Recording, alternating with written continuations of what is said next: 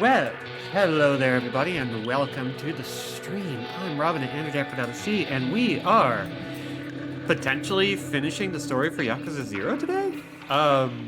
Very likely. So hi everyone, hi Rose, hi Sunny Spinach, hi Aleph, hi Judge. Let's just go ahead and hit the ground running because I don't know how long this will take, but the sooner we start, the sooner we finish. So, boop. How's everybody doing today? I myself slept most of the day. It was very necessary. I chilled. Chapter 16, Proof of Love.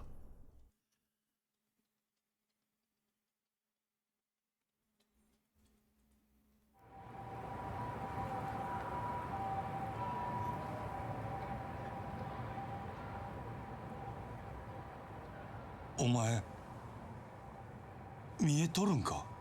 Air fryer. なんとか街を歩ける程度にはね。あなたがそこにいるってこと Thank く you らい for は choosing 見 this え to る。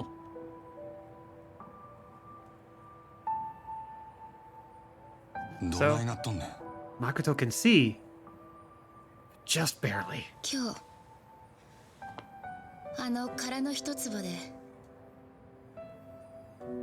兄と10年ぶりに会った。でもその時私は目が見えなかったし、兄はもう殺されてた。その兄の体に触れた時ね、ずっと見えなかった目が光を感じ始めたの。そんなことがあるんか? 兄の顔はどんなに顔を近づけてもはっきりとは分からなかった。分かったのはひどい拷問を受けて殺されたこと。堂島組のヤクザたちが兄をあんな土地のせいで。まさか復讐なんて考えなや。やけになるな。事情が変わったんや。俺の雇い主はもうお前を殺さん言うとる。今のそいつの狙いはお前の命じゃない。あの土地をお前から買い取ることなんや。せやからそいつに会うて土地手放したらもう誰にも狙われんようになる。安心せえ。俺が一緒におる。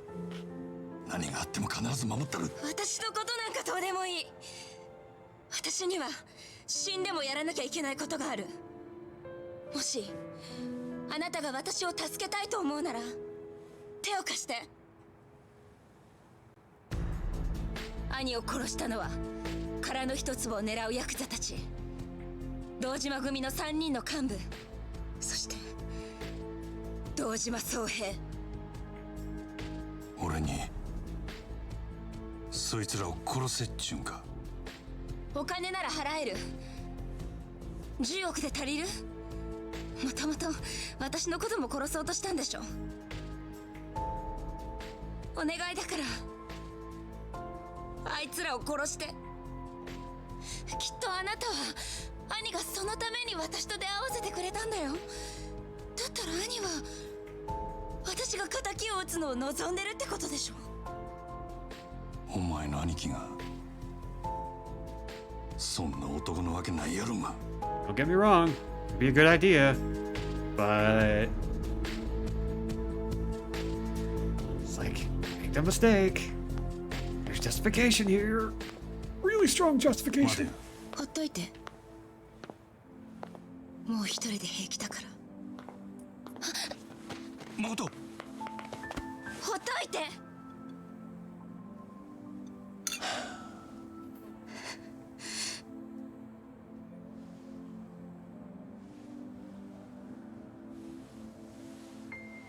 なあ、たこ焼き食いかんか？たこ焼きや。それ食った後でまだほっとけ言うんやったら俺はそこで消えたる。またお腹が空いてるから落ち込むんだっていうの。んか？いいよ。でも食べたらもう私に構わないで。その話は食ってからにしろよ。 Thank you for the redemption. It's Yakuza. Okay, so I kind of love the way Majima goes about this.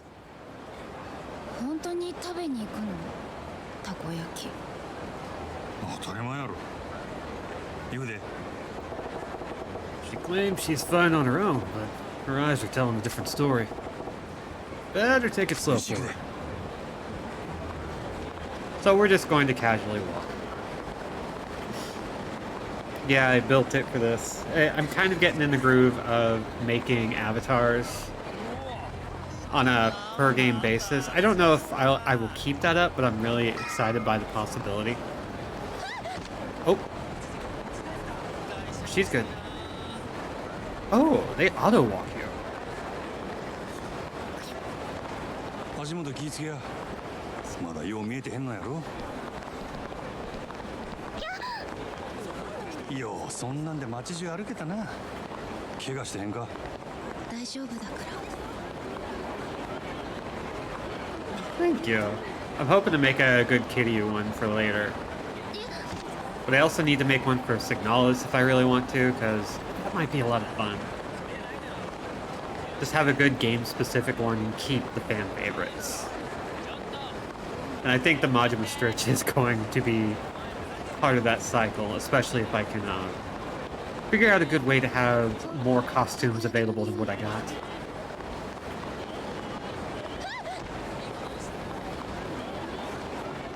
She's being a trooper. Dripping constantly, but どういうこっちゃ。 picking yourself どう right かし back た up. の？このよたこ焼き屋に人がめっちゃ並んどる。そう。あ、そういえば私さっき屋台を見かけたか。屋台ってたこ焼きんか？多分匂いがそんな感じだったから。どこで見たんや？なんか広場みたいなところ。周りに大きな建物がいっぱいあった。この辺りで広場言うたら劇場前広場やろか。ほなそっちに行ってみようか。 Peter Square it is. Oh, sorry.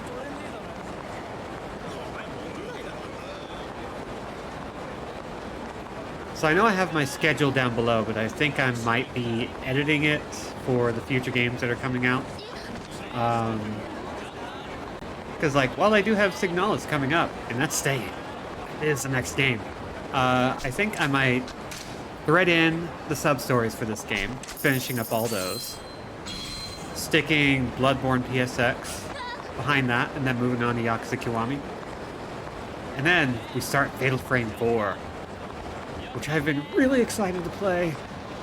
I have not touched it at all, in hopes of being able to play it for the first time on stream. Yeah, Signalis. So good.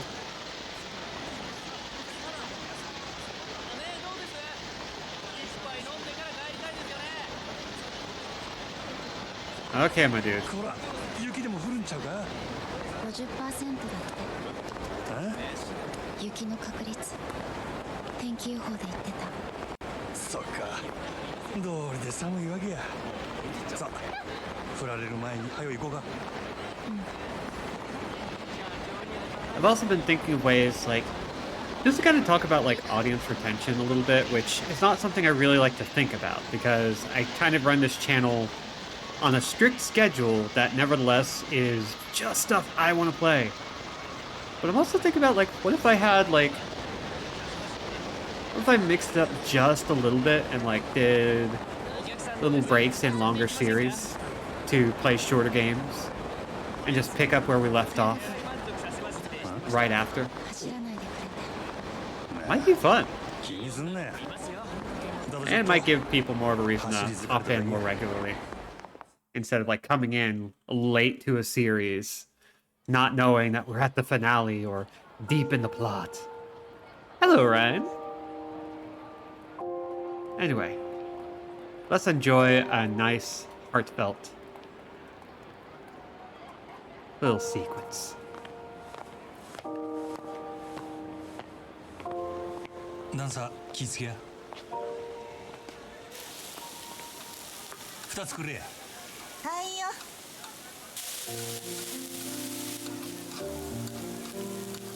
はよしてやはいはい。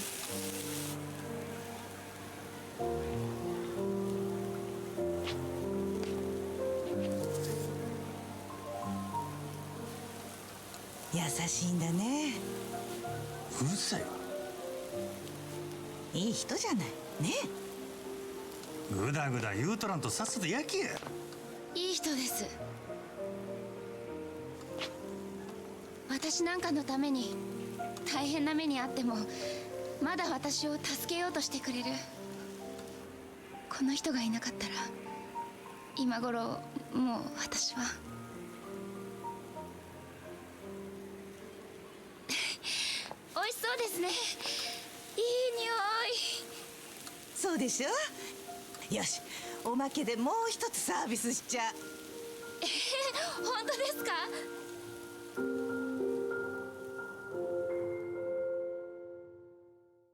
God, I love the way that's shot.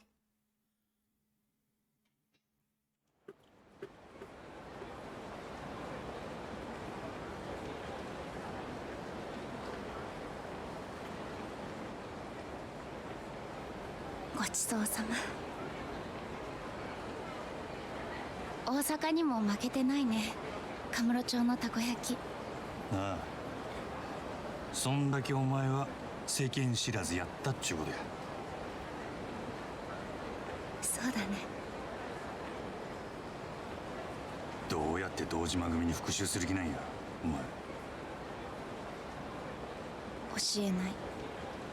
アホな真似はよせやそれにもし俺が手伝ったとしても組の人間に手出したら連中はどこまでも追ってくる結局お前は殺されんだよその場合どないな目に遭わされるか俺にもわからんのよ私のことはどうでもいいって言ったでしょ。もう少しだけ考えろよ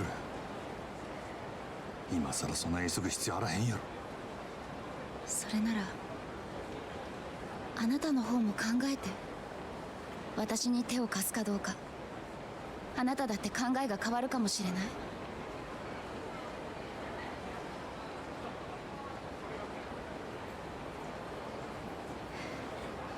美味しかったな、たこ焼き。あもう一個食べない？私買ってくる。ここにおれやまだ目がよう見えんのやろ俺が買うてきたるごめんね。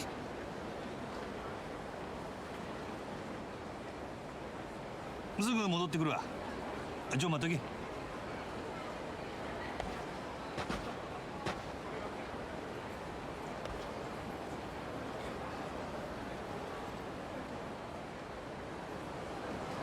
And of course, we're going to go fast. Because takoyaki is best served hot. Kiryu one day will absolutely agree that Machi's keeper. He's a great guy.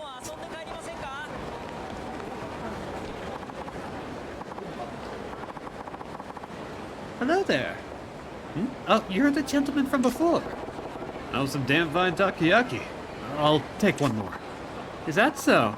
Aren't you the sweetest? You take just as many as you like, honey. On the house. For real? All the same, just one right now. And you bet I'll be back to buy more another day. Thanks, lady. Anytime, dear. You got piping hot takoyaki. Alright, got some hot takoyaki. Gotta get it back to the children's park before it gets cold. Oh, I hope she doesn't head out on an ill-planned mission of revenge while you're out getting some tasty fried snacks. She would never. Under no circumstance would she ever. She's gone. Great, now I'm responsible for this takoyaki box. あんちゃん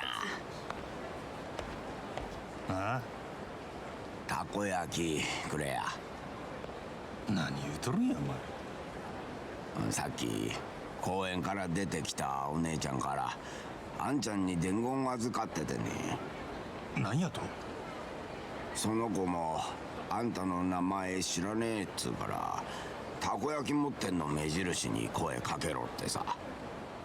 お姉ちゃんは誠って名乗ってたけど伝言の相手あんたでいいんだよな。あのアホ。明日の5時殻の一坪の上にあった屋上に来てって。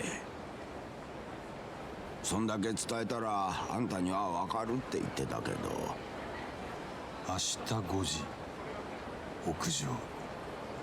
伝言のお礼はあんたからたこ焼きもらってくれってさ。さっさと持ってけや。ごちそうさん。 Dude's having a good day.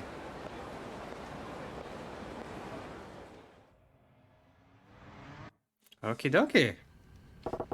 It's about time to go meet Makoto.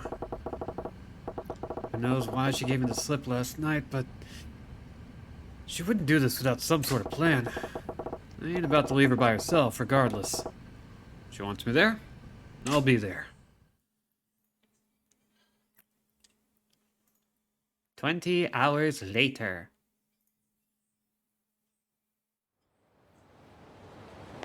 All right. She would never do this. Under no circumstance would she ever.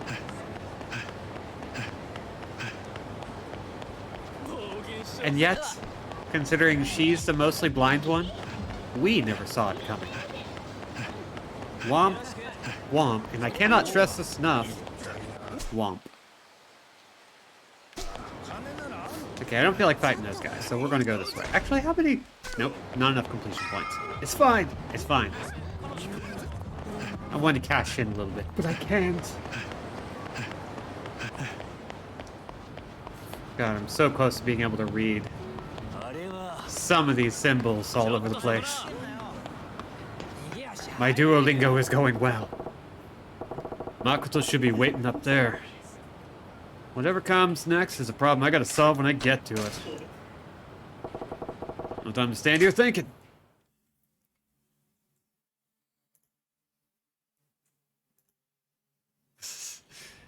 Dude made the mistake many kings do, thinking that just because he's in the kingdom of the blind, the one-eyed man is king.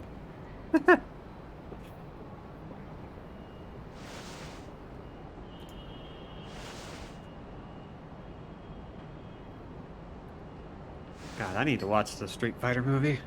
Again. どこほっつき歩いとんねん。誠。Came here expecting to fight a man.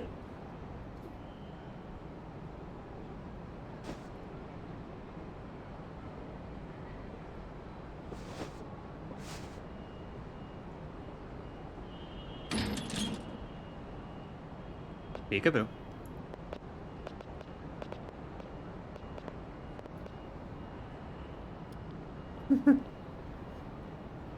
Yeah, we got roomies in the room tonight. どういうこっちゃ。どこの組のもんや。Your computer stuff is fine. 渋沢組だ。渋沢組。うちの Yeah, you 雇 can っ turn it た up. 鬼人会。てめえのおかげで散々下手打ってな。仕方ねえから消す羽目になっちまった。Oh boy. お前らが西谷を。手間かけさせやがって。いい加減目障りだぜ。誠はどないした。あの女からうちの親父に土地を譲りてって連絡が入ってな。丁重にお迎えしてやったよ。なんやと。あの子が自分から渋沢に連絡したっちゅうんか。Makoto 振ら ain't れ sitting ちまっ down. たな。今頃親父は女を堂島組長に差し出してる。しかし女ってのは分かんねえもんだな。あいつはわざわざお前がここにいるって俺らに教えてくれたよ。しつこくつきまとってくるから追い払ってくれってよ。 Well, that's a lie. 堂島組長と女はどこで会うんや。関係ねえだろ。お前の行く先はあの世なんだからな。あの子は俺を呼んどるんや。せやからお前らをここに起こした。はあの子はどこにおんねや。 Let's punch him about it. Oh, we got a lot of weapons. Okay, so we're gonna start out in the breaker style.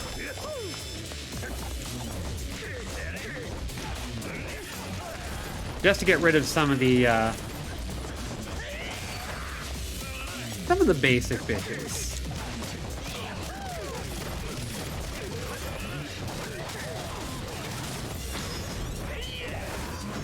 Bonk. Ding dong. Bing bong.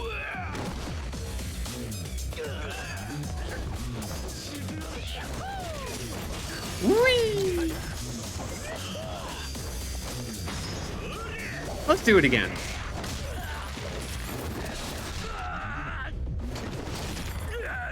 I love this game. Alright. This is a good amount.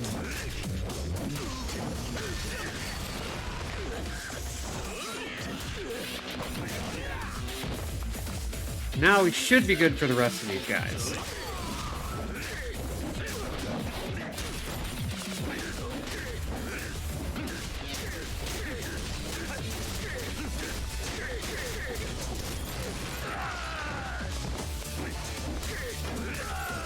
Three, two, and... Oop.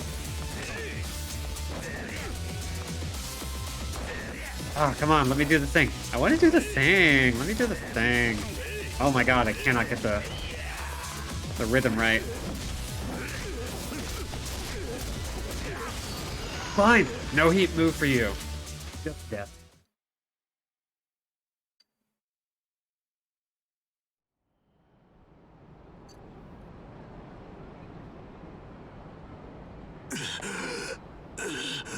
Fortunately, we still have more jerks to fight. 女はどこや。そら Oh, you can. 嫌な他のもんに聞く。その前にお前には死んでもらうけどな。はよいや。六本木セバスチャンビルの展望テラスだ。 Thank you. That was very nice. Very helpful. Gotta get to the Sebastian building now. No telling what she's playing in the pool. So, we got... I think the nearest tack... We are so close to the center of a city that it doesn't really matter which direction we go. Oh my god. It's all the same long distance. And it's fine. It's fine, it's fine, it's fine. Actually, before we move on... Ooh, you know what?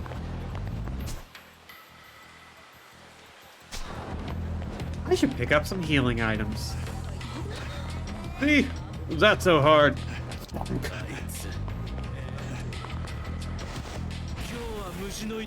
I keep forgetting to get healing items, so I figure now's a great time to do that. Could you just... Well, you're paying for that. He just nanny boo-booed me. I don't think that's okay. And this dude hit me in the back of the head. Also not okay. Distinctly un-okay.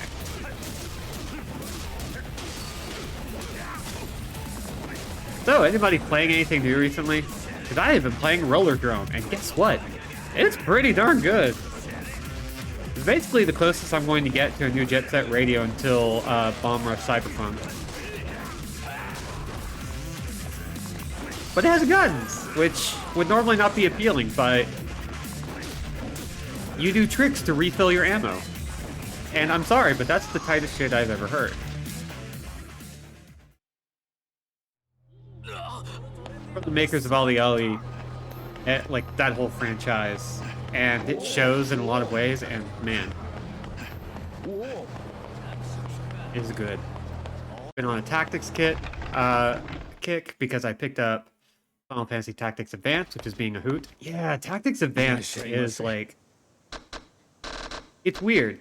For the longest time, it was kind of,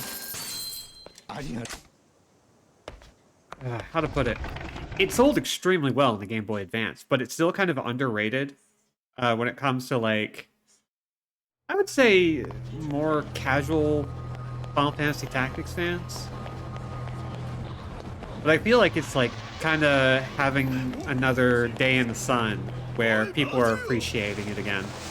But yeah, it's got a more childish tone, or childlike tone, but God, it still deals with some hard stuff, especially like if you take into account like some of the things that were changed for the Western release and like what the story could be if it were allowed to kind of let it be the story it was trying to be. I don't necessarily fault the editing for content, but I'm kind of loving learning Japanese so that I can go back to some of these games and play the original Japanese versions and compare and contrast, and that's really cool. Yeah, Star Wars Squadron. It's a good game. It's a genuinely good game.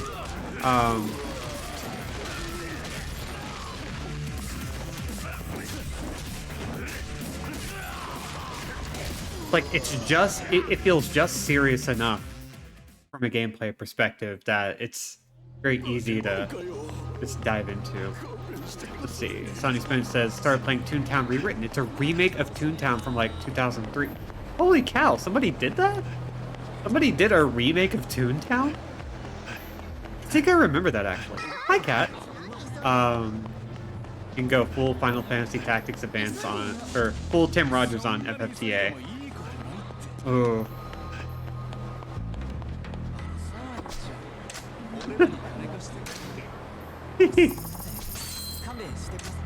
Our roommate Chris is a big Tactics Advance fan, especially of A2, because he is very good at breaking things.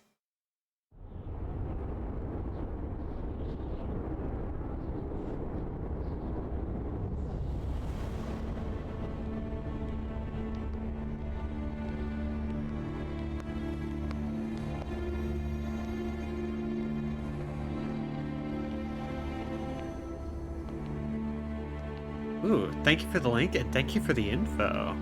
I'm kind of interested. I never played Toontown. 親父、牧村誠さんをお連れしました。よくやった、渋沢。次期若頭、これで決まったな。兄貴たちの協力のおかげです。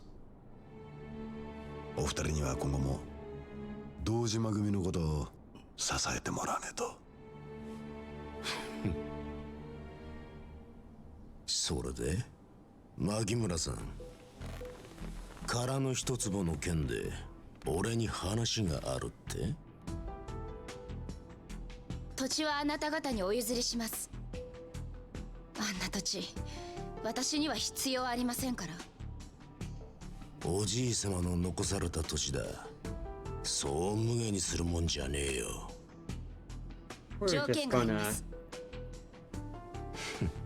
10億でも不服か。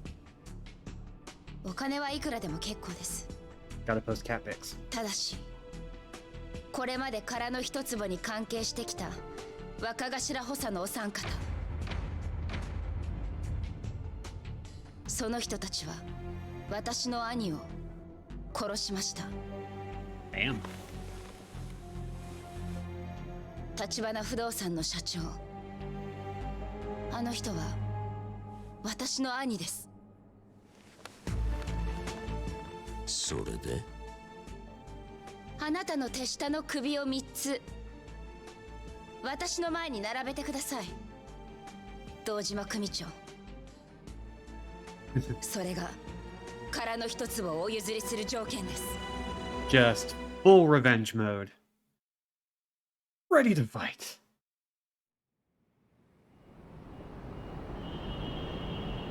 Anyway, it's time for a jerk gauntlet.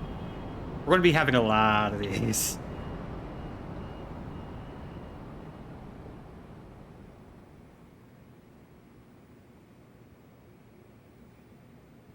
Oi, 誰か来るぞ。ああ、一人か。誰だありゃ。Just one guy. マジマ。渋沢組が始末したんじゃねえのか。マジマ、止まれこれ。うっさいわボケ。お前らに構ってる暇はないんや。道明けな血見るだけやで。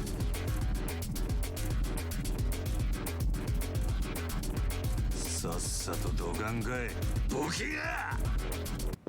Just ready.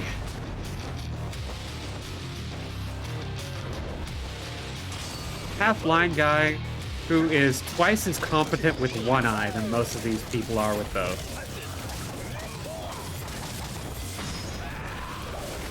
Still love this move.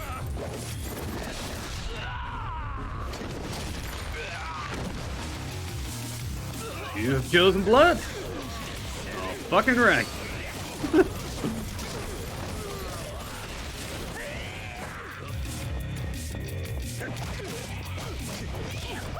There we go. That's what I want.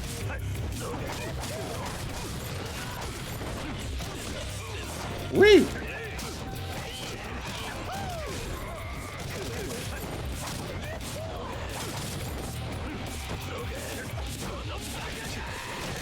I don't think I've done the heat move yet, but let's go ahead and try it. You mean this one?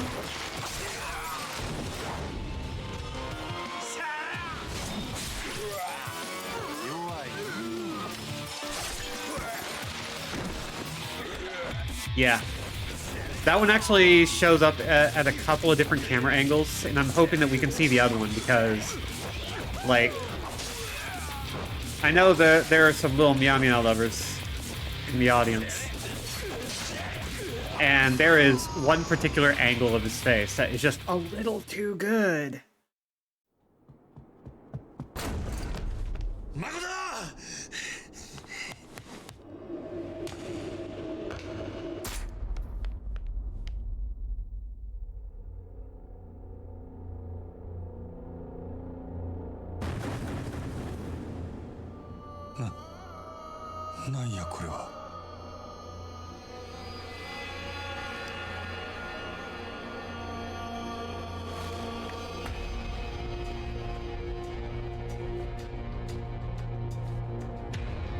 All the jerks we're going to beat up lined up in a row for us.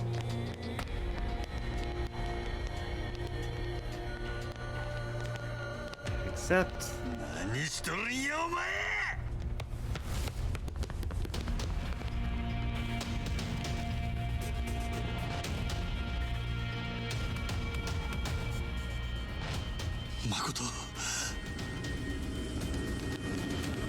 It goes to say that she took that shot like a champ.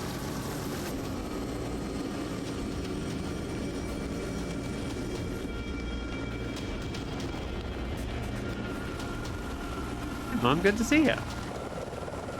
You're just in time. Everything's gone horribly wrong.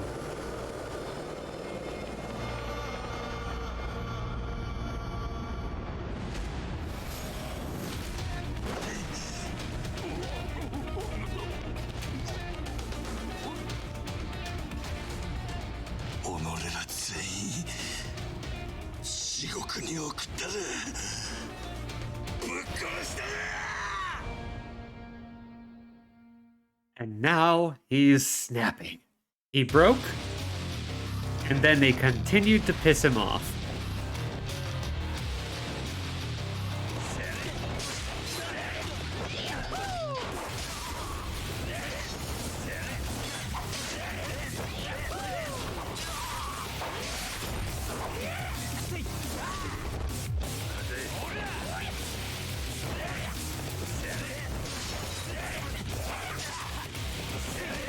That whole family is filled with badasses. They had to keep the siblings separate, otherwise those clowns wouldn't have stood a chance. Pretty much.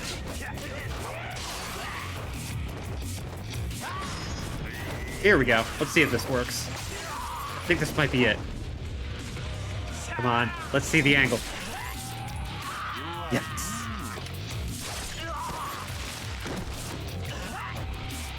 Perfect for the situation. Really should have just given Lady those three guys' head. Honestly, yeah.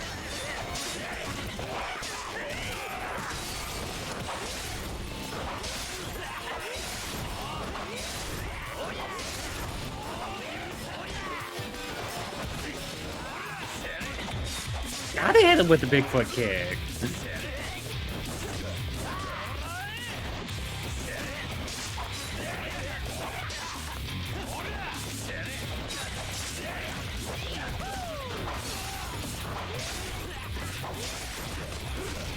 I still love that freaking dash move. It has no business being as fun as it is.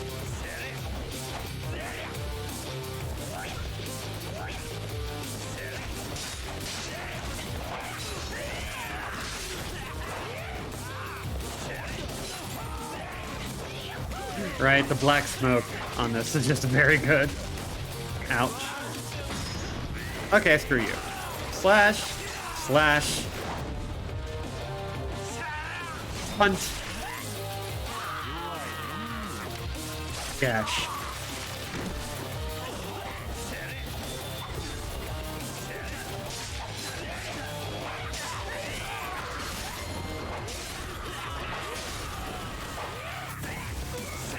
Just get them all with one big old group slice. Just cut up a big piece of goon pie.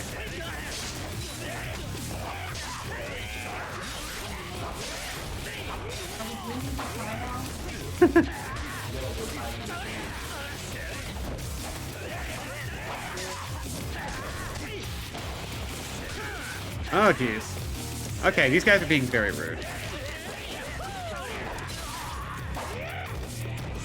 And boy, is my thumb tired. Okay, I think it's time to switch over the breaker. Ow. There we go. That's some murder.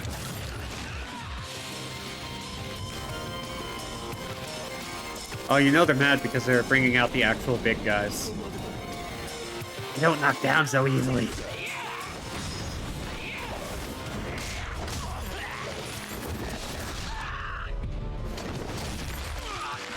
I really feel like the elbow to the back of the head for that guy is just adding insult to injury. Not that I'm complaining.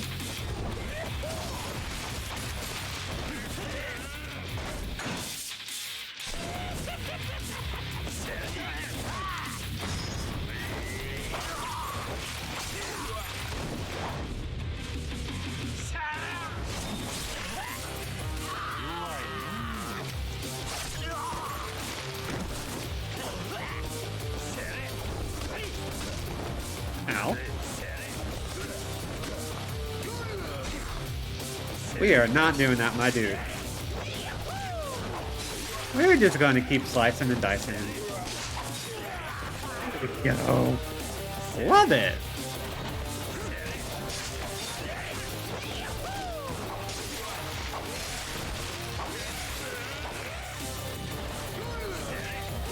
Wow, you just beat that drop kick super bad. There we go.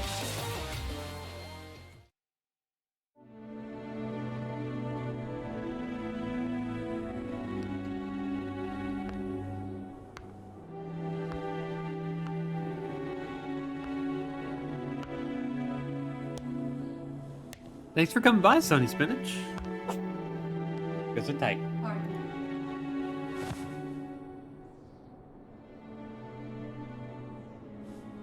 It's okay. いい人おい誠聞こえるか Not quite gunshot.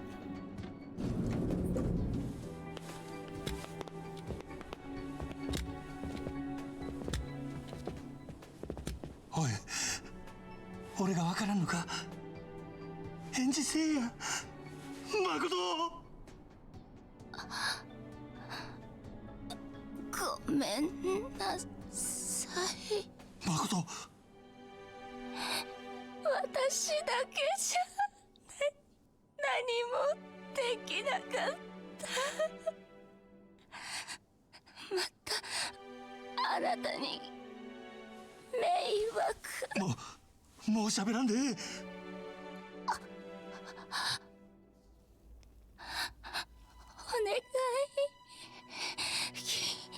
聞いて。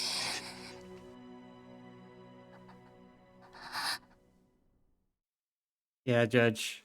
あなたの手下の首を3つ私の前に There's 並 a べてくだ discussion to be さ had い。 a bit, but I 堂 agree 島 with your 組 point. 長、それが殻の一つをお譲りする条件です。可愛い子分の首で土地を買えと。俺がその条件を飲むと思うのか、お嬢さん。あなたが条件を飲まなければそれはそれで構いません。その時は他の方に土地を売るだけです。なるほど。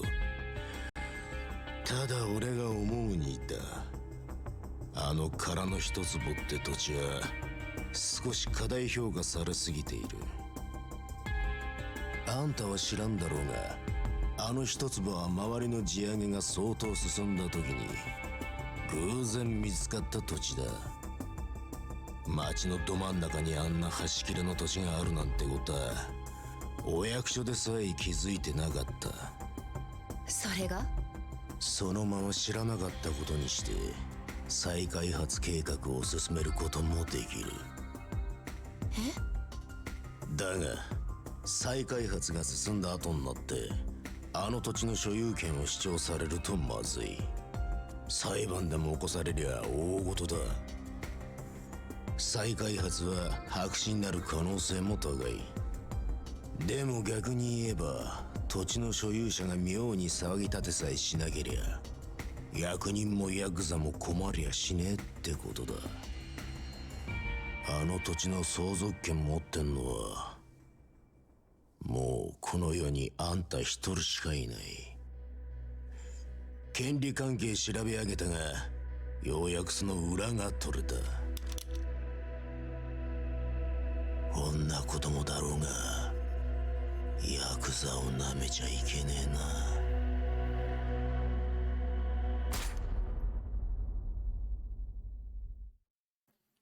Hell of a statement to make specifically towards women at large. バカで世間知らずだから殻の一坪があればうまくやれるって私にはそれしかないから。分かっとる。もうええ。やるしかなかったの。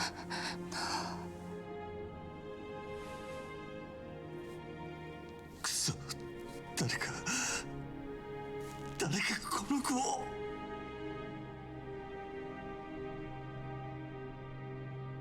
真島、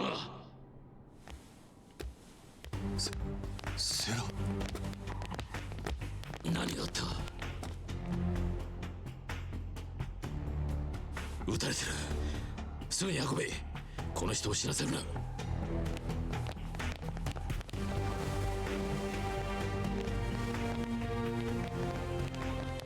どこに連れてくんや。安心しろ。お前も来い。あの子を助けたかったら今俺を信用しろ。それともお前一人で女を助けられるか？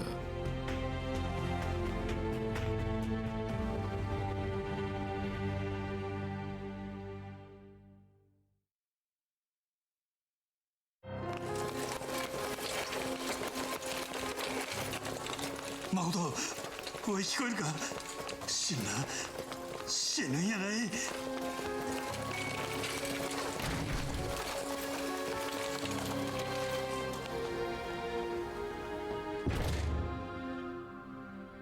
復讐でも何でもお前の望みは俺が叶えとるから。せやから頼む頼む。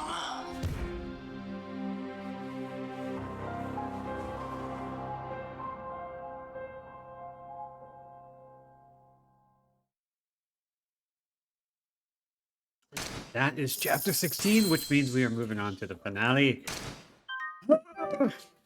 So, to kind of follow up on Judge's point, the Yakuza franchise, the Like a Dragon franchise, the Ryuga Gotoku franchise has a problem with women.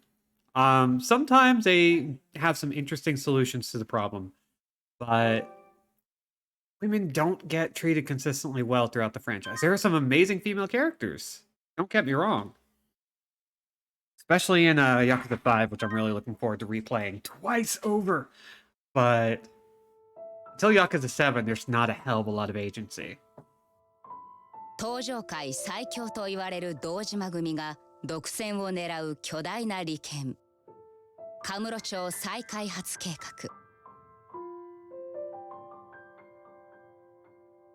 その鍵を握る殻の一坪の所有者、牧村誠は橘の生き別れの妹だった。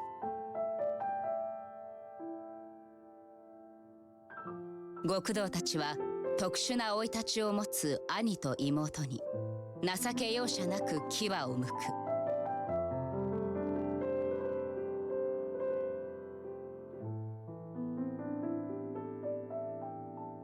殺された兄の復讐を誓った誠もまた堂島組の凶弾に倒れ、暴力の闇に飲まれていった。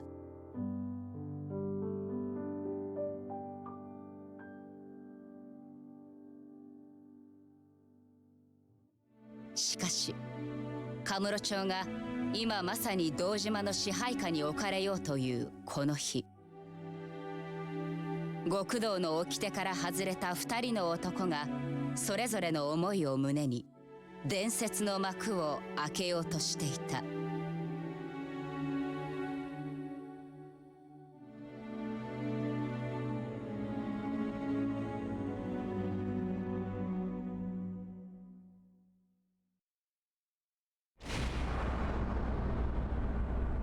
Finale, black and white. Gee, that's almost thematic.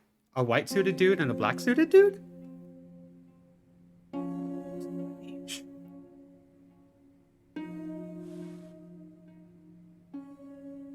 いつまでかかっとるんや。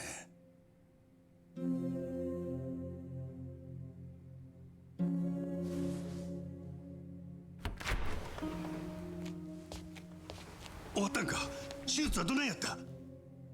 失礼ですが、あなたは？あの子をここに連れてきたもんや。大丈夫。手術は成功です。ただ、まだ意識が戻ってません。もしかしたら、このまま目を覚まさないかもしれません。なんやと。という状況よ。世良さん。セラ。真島、牧村誠の場所を移す。ここは危険だ。堂島組に彼女が生きていることが知れれば間違いなくとどめを刺しに来る。守りきれん。せやったらどこへ。少なくともここよりは安全な場所だ。先生にも付き添ってもらう。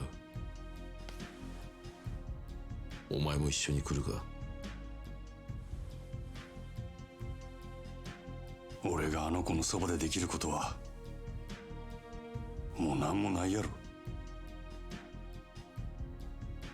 セラ、誠を頼む。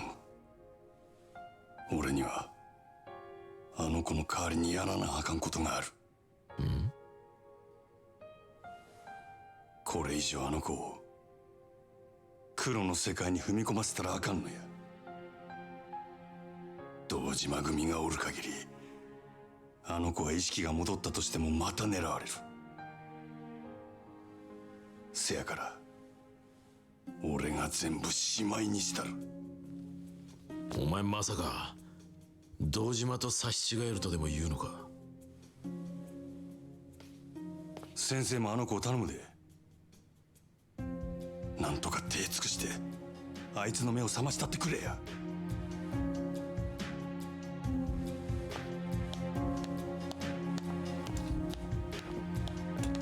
Now our look is pretty good for somebody who's just been busy digging around in somebody's guts.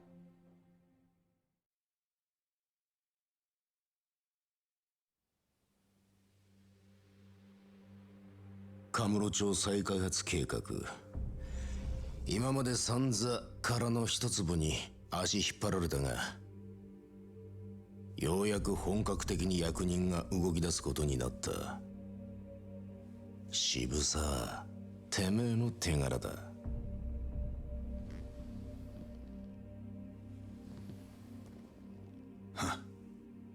そんじゃこれからは渋沢を頭って呼ばなきゃいけねえわけですか。その前にまだやることがあるでしょう。何の話だ。風間組の始末です。橘不動産、日教連、奴らの陰で糸引いてたのは風間の頭ですから。堂島を裏切ったけじめはきっちりつけねえと示しがつきません。無所にいる風間の頭を消すってことかい。そんな中途半端なやり方じゃてっぺんなんか取れねえよ。脅し以外はズブの素人だな。てめえなんだその口の利き方だ。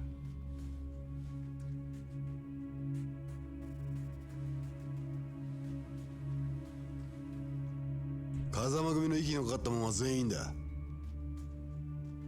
連中を登場界からきれいさっぱり消さねえ限り、桐生みたいな跳ねっかりがまた出てくる。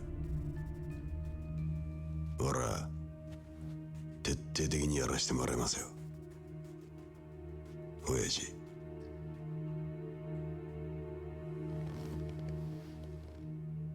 今度の若頭は血の気が多いぜ。Naturally, because it's the finale. Got a lot to work through.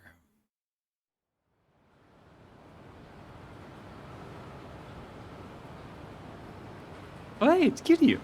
ここにいたのか、桐生、錦、牧村誠。まだ見つからねえ。アジア外の連中にも手貸してもらってるが、今んとこ手がかりもなしだ。そうか。なあ桐生、お前真島五郎って男知ってるか？名前だけは聞いたことがある。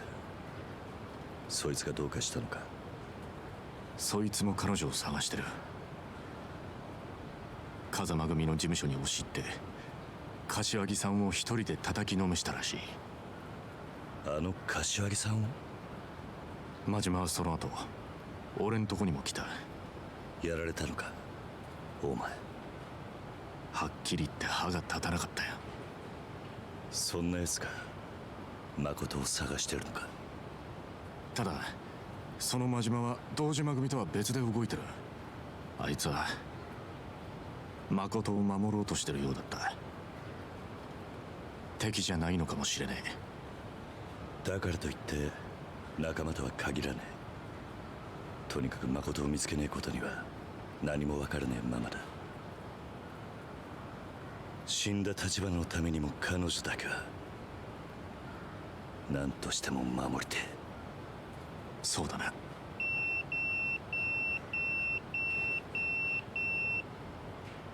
Okay. Ooh, mysterious number. 知らねえ番号だ。誰からだWould be calling me now. Could be a trap, but I can't afford to sit here watching the clock tick. If it's got anything to do with where Makoto is, I'll take the chance. First, need to find out who it's from. And find a payphone. And away we go. おい、虫かよ。I'm not ignoring you. Shut up. So yeah, we talk a little bit about like agency. We talk a little bit about like the problems with this franchise to a certain extent. And as long time friends of the channel will attest, just because we criticize, it doesn't mean we're hating on it. If you want to really value something, you got to be willing to look it dead in the eye for all that makes it up, including its flaws. In the Yakuza series, in spite of its flaws, and almost sometimes because of them, and how the series grows over time, continues to be one of my all-time favorites. But sometimes it can be a little bit of a hard sell for people who may be new to the franchise. So I don't like pretending the problems don't exist. It just makes it better when they do decide to try something new and to figure out a way to improve on what worked before and what didn't work before.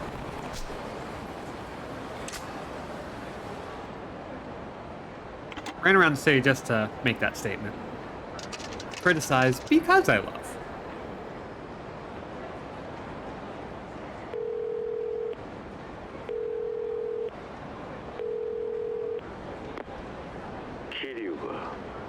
Ah, そっちは日教連の世良だ。世良さん、あなただったんですか。立花社長のことは聞いた。堂島組にやられたってな。俺は今アジア街の陳さんの店に来ている。お前と差しで話がしたい。すぐに来られるか。何の話です。会ってから話す。気をつけてこい。堂島組は今もお前を探してるぞ。I guess Sarah's in Kamurocho too. Need to meet him in Little Asia. Be honest about the things you care about. Exactly. Especially these days when it can be really hard to like accept the thing on all fronts, because finding out through a lot of channels that some of the things that a lot of us love are deeply flawed. The people who make them are deeply flawed.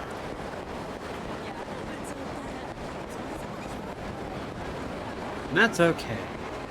Sometimes, like, one of the things I do like about the Yakuza series is that so much of its problems are well-intentioned. They're not all, like, you can tell they're not always trying to punch down. In fact, very rarely do you ever feel like they are punching down under any circumstance. That's kind of what makes it interesting for me.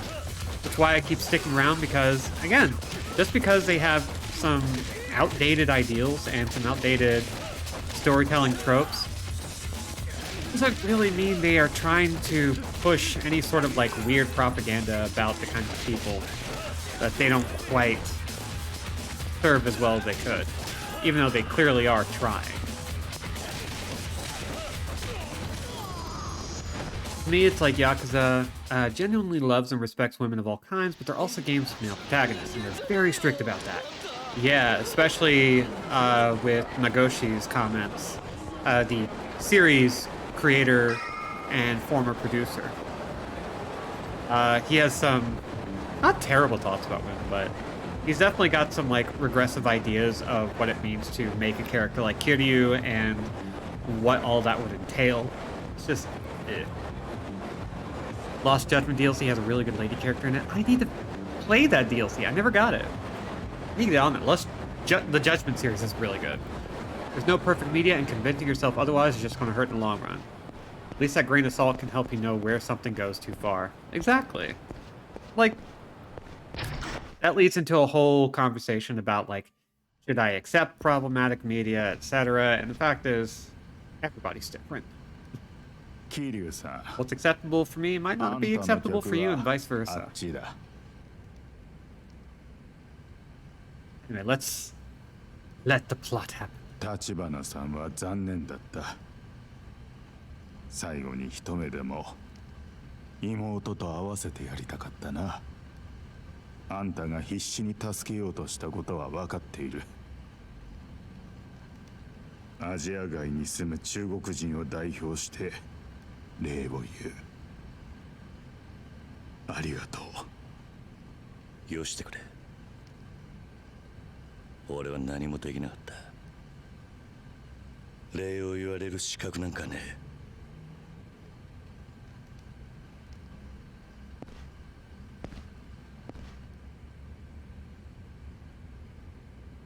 ゆっくりはしてられません。話ってのは。お前はもうゆっくりしていい。それを伝えに来た。え？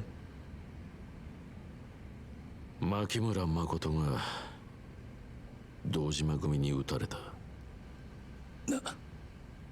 一応峠は越えたが、まだ危険な状態が続いてる。意識不明のままだ。何があったんです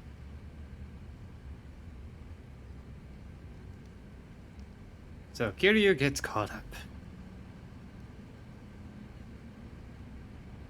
それじゃあ彼女は目が見えるようになっていた。少し光を感じる程度だがな。それより幸い堂島組はもう彼女を殺せたものと思っている。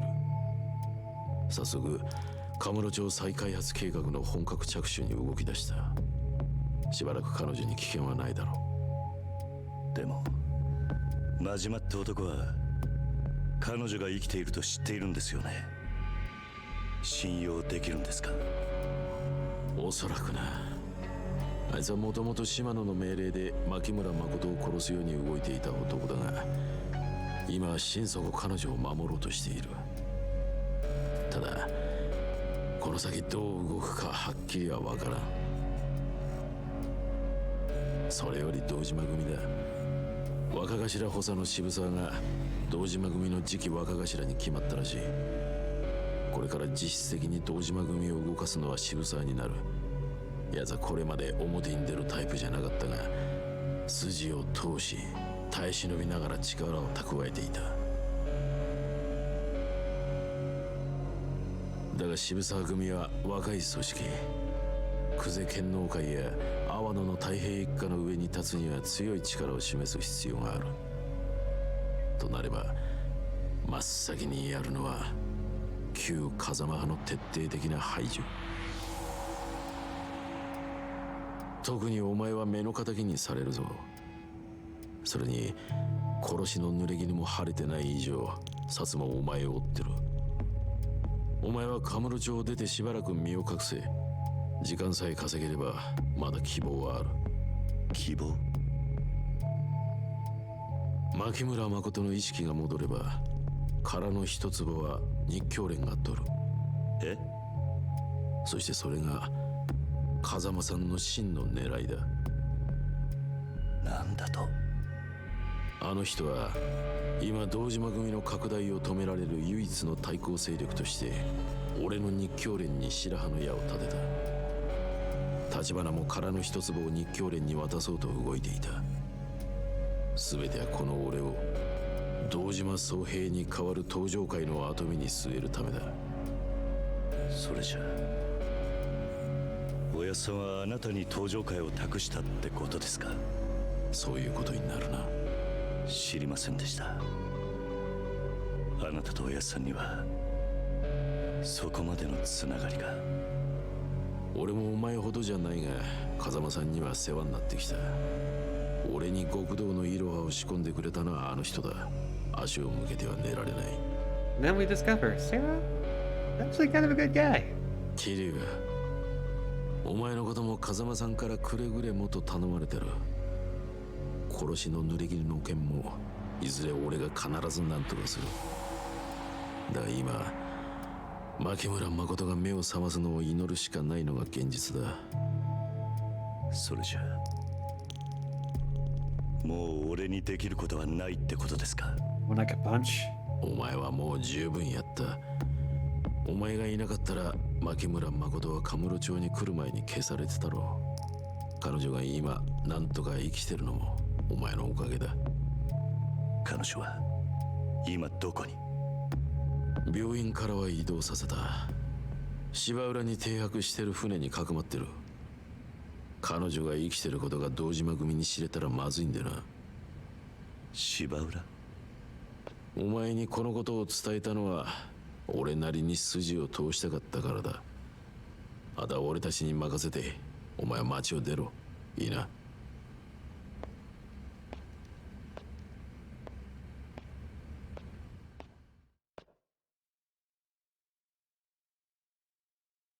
Okay. Okay. I guess there's really nothing more I can do. I should meet up with Nishiki for now. If I head to West Park, I'll run into him eventually. And so to West Park we go. Pretty nice guy when he's not parrying every single one of your attacks. Well, that's not a moral failing.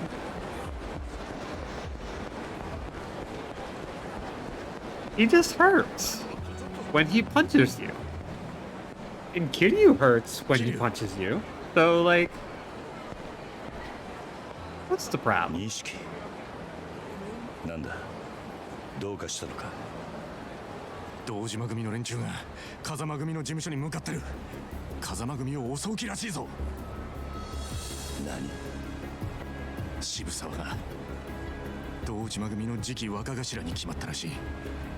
奴は風間のおやっさんの勢力を根こそぎやる気だ。俺もお前も的になってるはずだぜ。号令かけてるのは渋沢ってことか。すぐ街の中堂島組で溢れる。俺ら街を出るしかねえぞ。おい、いたぞ。キリエと錦まで。 Hey, St. Louis. Wish I knew. 錦。牧村誠は日教連の世良が保護してた。堂島組は彼女を殺して殻の一粒に型がついたと思っているんだ。だが彼女が生きている限り殻の一粒は世良と風間のおやっさんの切り札になる。堂島組を押さえつけることができるはずだ。この場をしのいで時間を稼げば状況は変わるかもしれねえ。つまりどうしろってんだ。 We punch Nishiki. 風間組に行け。柏木さんにも身を隠すように伝えるんだ。こいつらは俺が食い止める。桐生、早く行け、錦。分かったよ。 This is like the most reasonable request he's given Nishiki in the whole game. 相手はこの俺だ。風間の使いっ走りがでけえ口叩くんじゃねえ。お前らは全員皆殺しだ。恨むなら風間を恨め。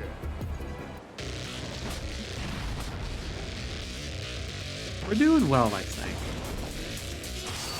Just having ourselves a good time. Let's take care of this guy first, because he has a noise! Actually, better yet. This is more fun.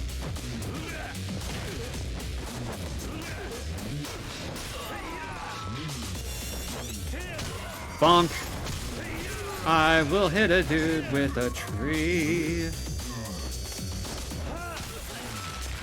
I think we're all just kind of excited to see how this game is going to end. Especially those of us who haven't seen it, unlike me, who've seen this about 4 times now. And we'll probably see it again. Okay. So now we just need to hightail it. I don't think we can go that way, so let's go this way.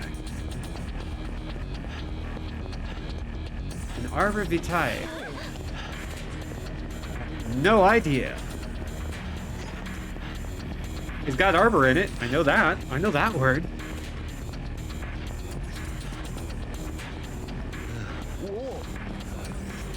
The Kazuma family office is on Tenkaichi Street, which is the westmost north to south street, so it should be pretty easy to get to. Especially now that we are near Theater Square. Should be just a straight shot.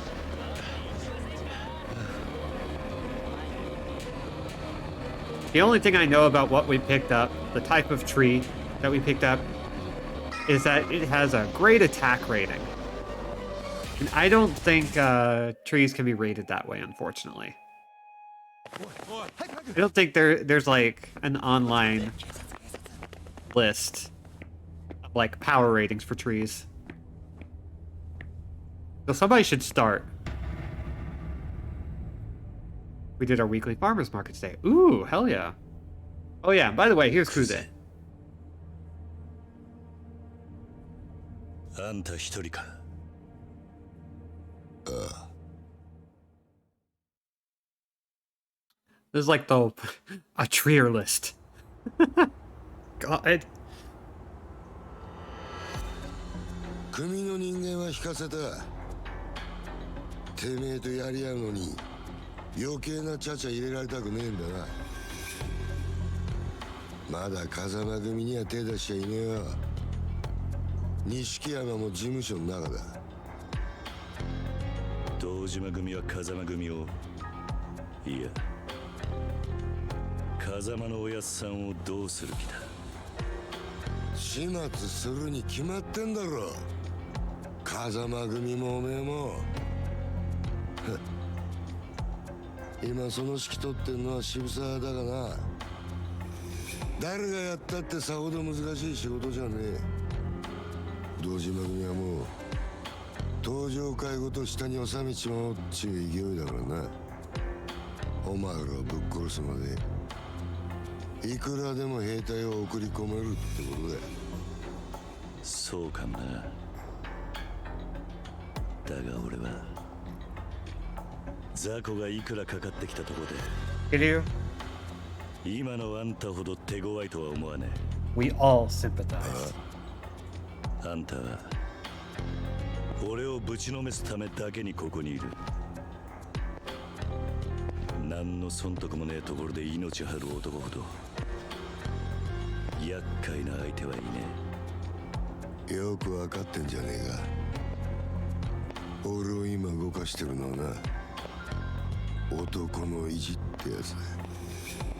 それさえありゃ男は笑いながら死ぬことだってできる。俺とお前どっちの意地が上るか。 It's yours. 見ものだな。 We're whooping your ass. Okay. え。決着つけさせてもらいます。クゼの兄貴。有名上出来だよ。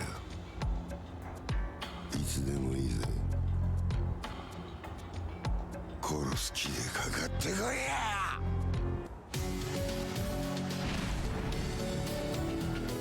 So, I don't know too many people who actually like fighting Kuze, and certainly nobody in this house, but one thing I do kind of like about these later fights with Kuze is that they really put his character in full blast for most of this, where he's the only one out of the 3 lieutenants who are actually willing to, like, meet you face to face, instead of just, like, moving behind a whole bunch of goons. He's the only one who's actually, like, looking to get a good fight in.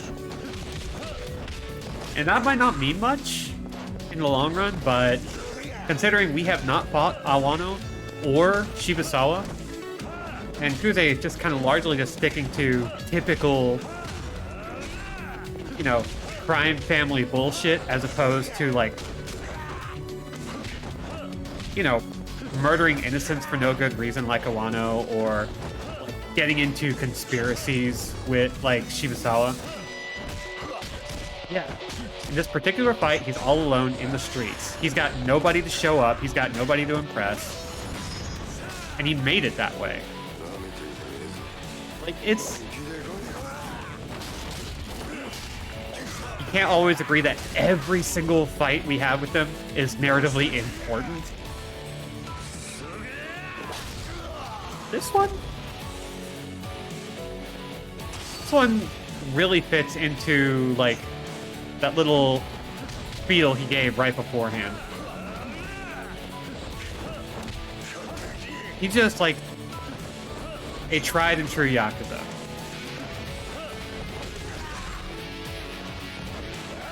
not power hungry.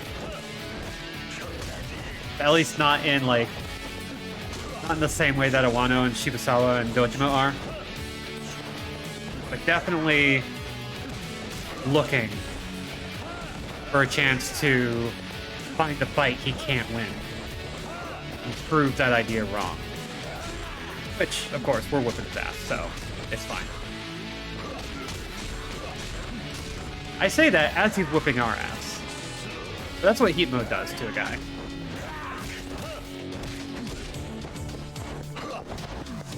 So now we're at the point, at the end of the fight, where we just have to dodge. Bonk. There we go.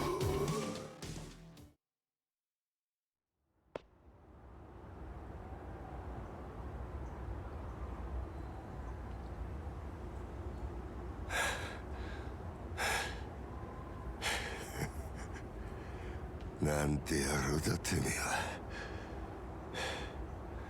どこまでも強くなりやがる。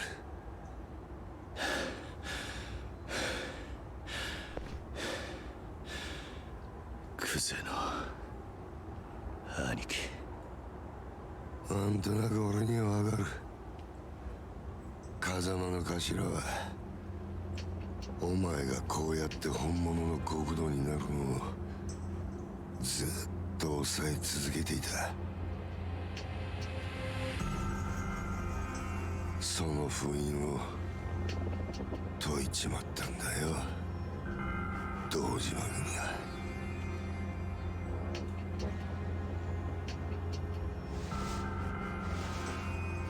だがお前の他にもう一人、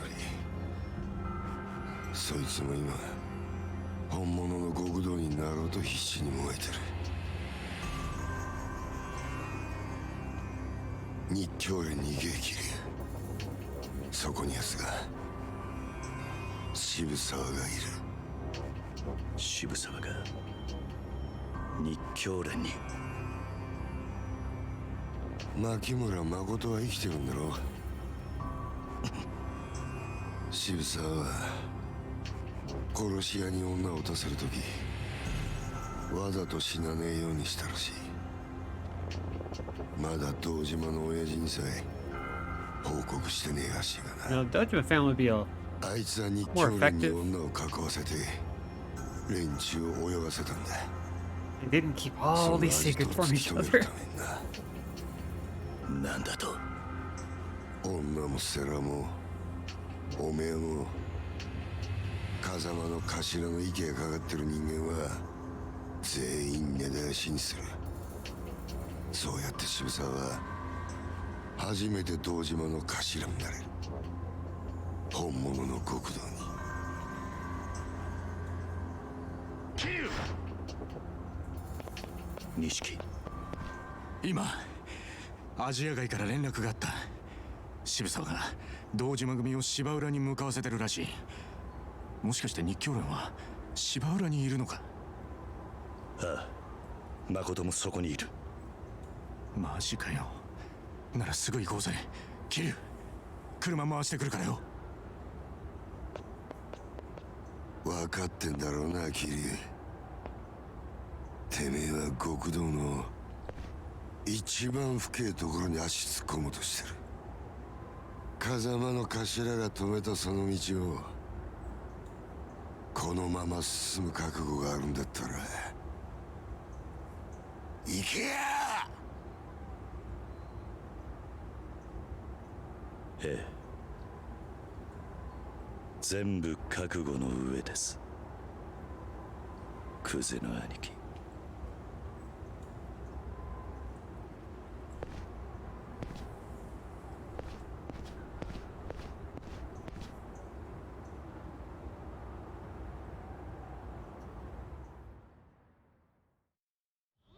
Okay. This is officially endgame time, and we have. Oh god, I have so many plates. Oh, what do I do? You know what? Let's go sell some plates real quick. Let's just sell some plates. It's fun. It's fun. We're just gonna sell a couple plates and make $1 million or something. 1,000,000 yen rather. Amount of money not less than a few hundred thou. Sell some plates, eat some sushi. Nashan. It's fine. It's fine. Okay. Scroll down.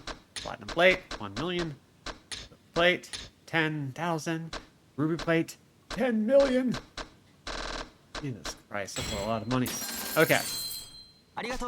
And because we're about to do a big jerk gauntlet, we're going to be seeing a lot of healing items on our way. By the way, once we talk to Nishiki, once we make this drive, we're locked in. We are on the road to the finale. We cannot go back.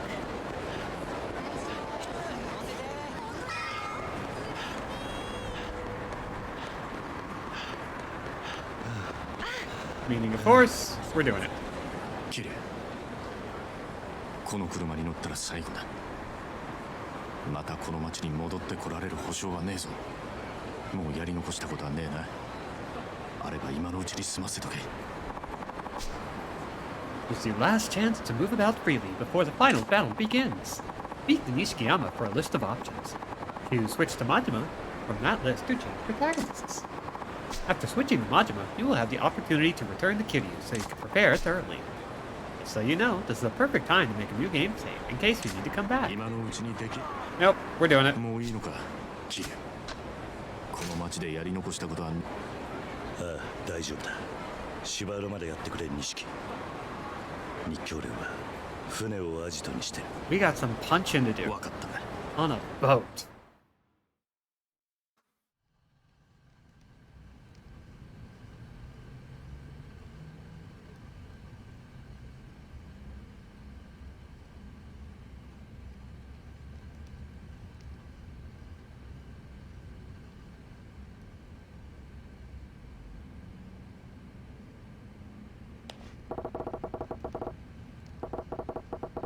This is probably my last day on Earth.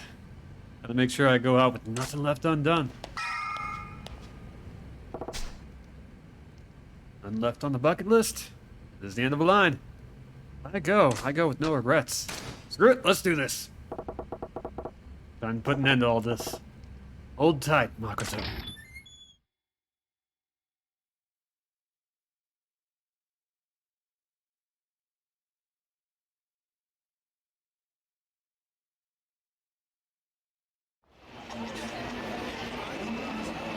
Here we go.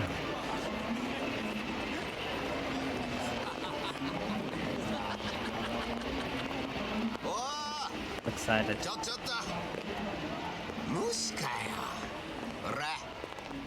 なんだ忘れちまったのか俺らのことは Beat up one guy, think they're tough shit.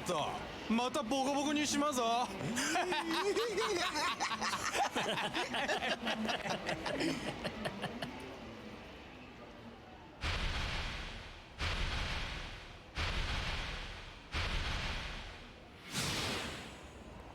俺らに会ったらちゃんと頭下げてけよまとりあえず挨拶代わりに財布置いてけや兄ちゃんなんだよブルっちまって声も出ねえか You got one chance. And you wasted it.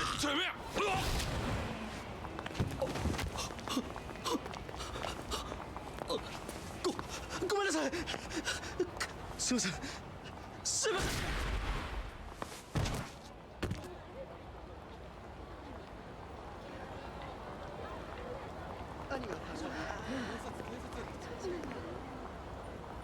チンピラ相手に何やってんだよマジマちゃん It's fun. お前に遊んでる暇なんかあったかよ女は見つかったか遊んどるわけやない俺にはこれから行かなあかんとこがあるんよへえどこ行くんだ堂島組や堂島組おいどういうことだ女は堂島組にいるのか牧村誠は堂島組の殺し屋に撃たれた。何？島野の親父に言うとけや。殻の一坪はもう誰のもんでもない。闇に葬られたんや。おい、どうなってんだ真島。はっきりしろ。女は死んだのか？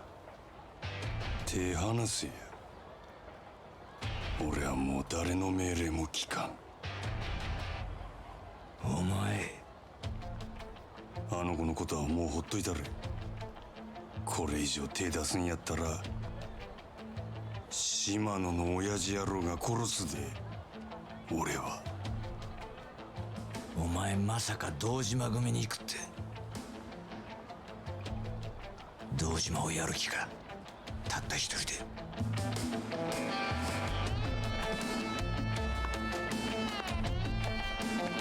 女一人のために狂っちまったな、真島ちゃん。狂犬みてえな顔してるぜ。やっと檻から飛び出したな。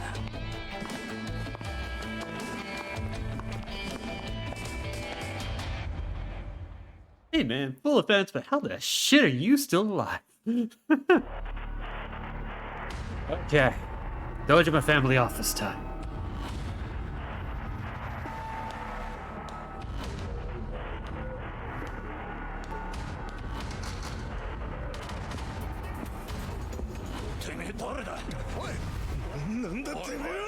I'm the guy who's gonna kick your ass. 誠から伝言預かってきた。おせっかいな殺し屋じゃ。 Okay. That was slightly cooler than what I had to say. It was a good line.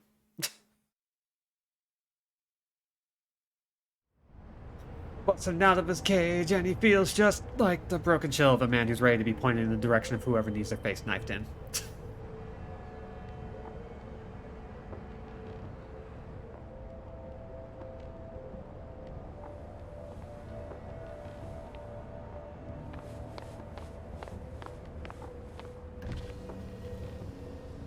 親父、世良の野郎はまだ船に戻ってません。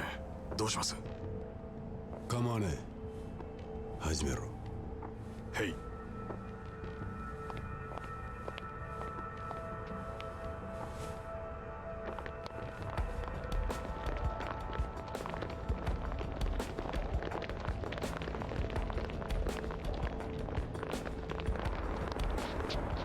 なんだありゃ。 Oh, don't worry, it's just two guys. Just two random guys. Holy shit, it's Cosmic Kiryu, we're all dead. 桐生、奴ら堂島組だ。完全に日教連を皆殺しにする気だぜ。俺らだけでいけんのか？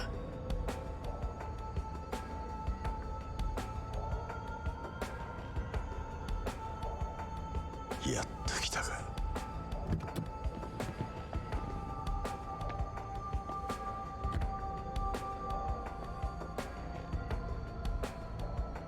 Just normal men. Just innocent men. 渋沢！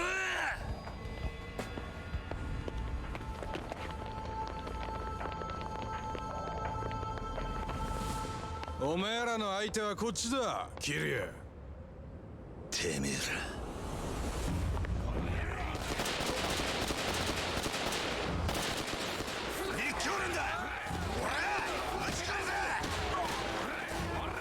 We get to invade this.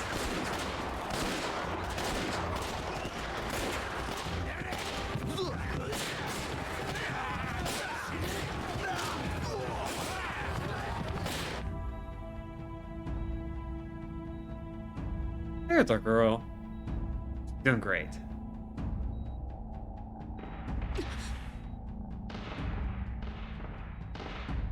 It's fine, don't worry about it. It's just fireworks. Just chill. Enjoy the nighttime sea air.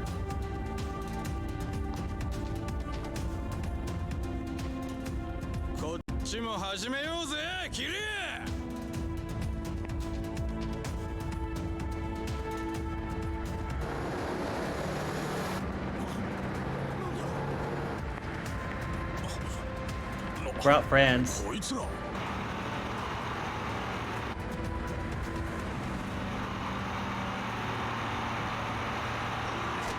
To be a Yakuza member hanging off the side of a truck with a lit Molotov cocktail ready to be chucked at a moment's notice.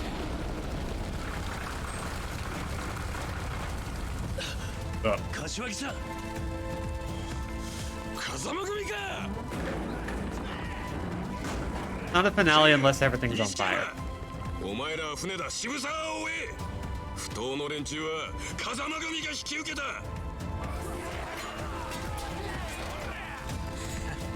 桐生行こうぜ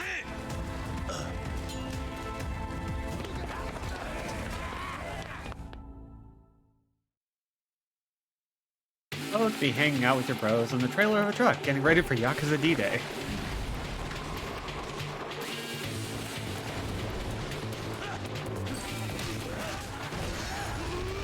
Ow! Oh, that hurt.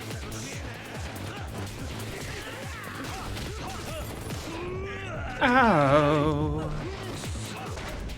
Got me in the spot. Okay, you. Stop that. Oh my god. Exploded. Who's doing that?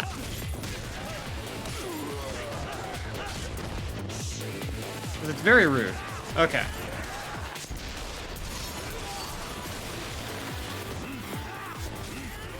There we go.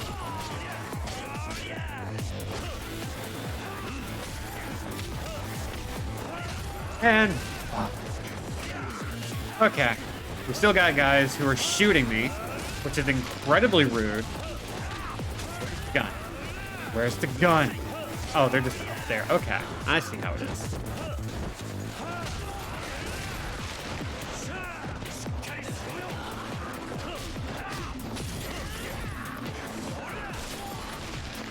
Boop, boop, boop, boop.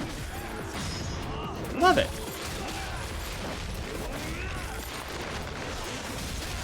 Whoever brought a gun to the boat fight, I want you to know your mother's never loved you. I mean, it's true.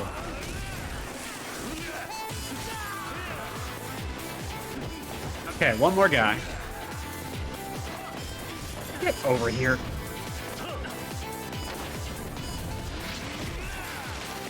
There we go. Okay.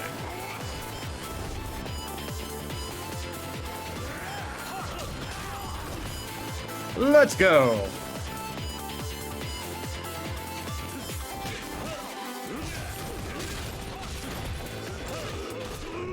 Oh, another gun. God. Okay, I hate gun users. There. But now I'm a gun user and I love it.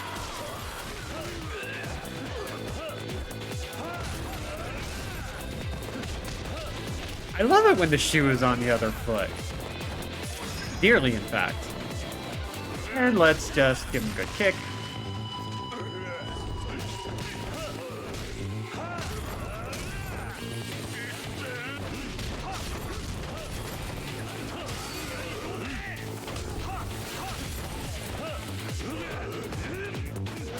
Ah, dude, get hit.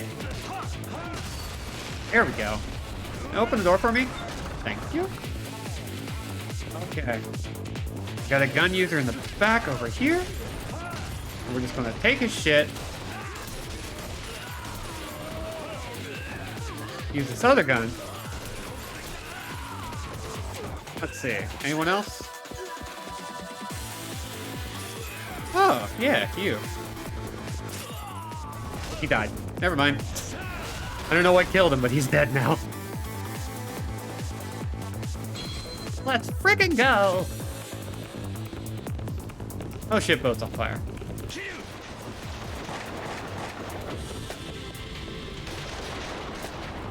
So, 後ろからも来やがった。柏木さんは何やってんだ。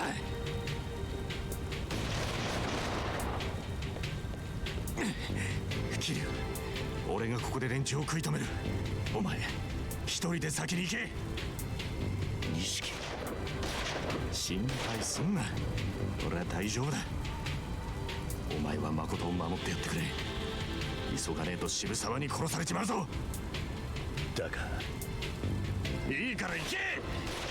あいつを止めねえと風間のおやさんにも死んだ立花にも顔向けできねえだろう。渋沢をぶちのめすのはやっぱりおめえの役目だよ。だから必ずあいつを止めろ。分かった。俺が銃を撃ち始めたら先に走れ。いいか、俺が追いつくまでに渋沢と片付けとけよ。 Okay. よし、行け。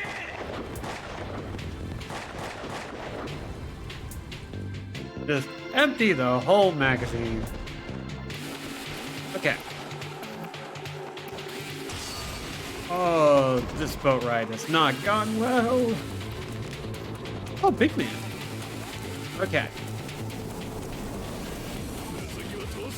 Oh, we fought enough big men before. This will be fine.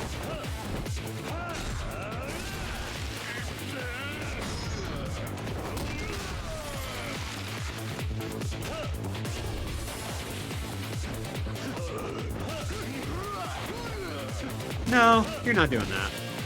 We're actually gonna dodge.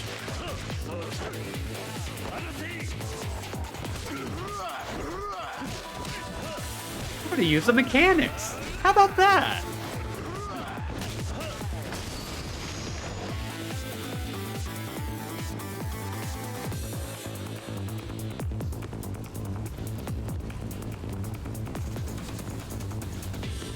Gotta love a good deck chair. Oh, deck chairs, because that's what you do to people when you use them. I'm sorry, that joke could be better. I could have tightened that one up before I said it. Nope. Just went out the way it did.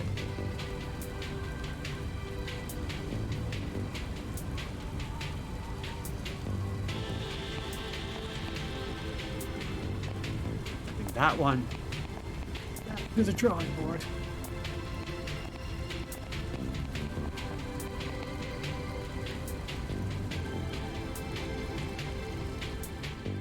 Okay, looks like he's ready for us.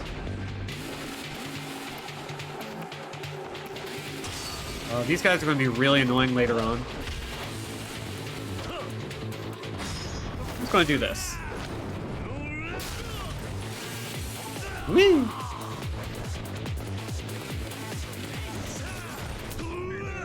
Ow. Okay, that's fine.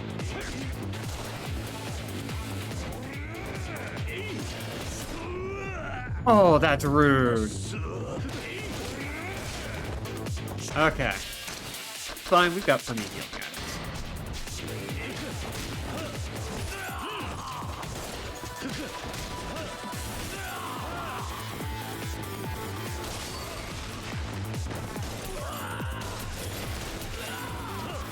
Let's see, where's the other gun? Add another gun. Where is it? It's gone forever. Oh no.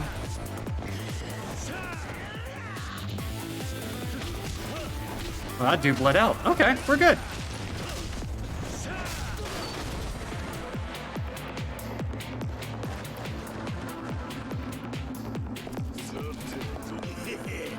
Another large one. That's a guy with some real wispy hair.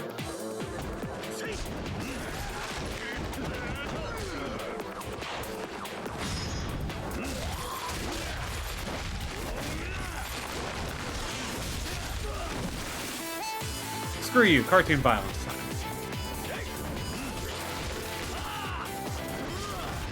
Oh, okay, right. This particular fight is actually a little tough. These guys actually do hurt pretty hard.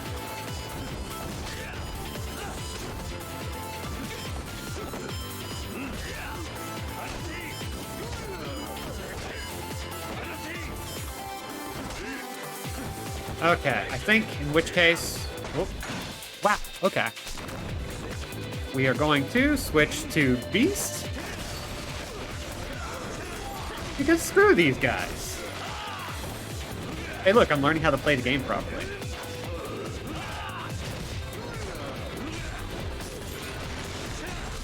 Only took me several playthroughs.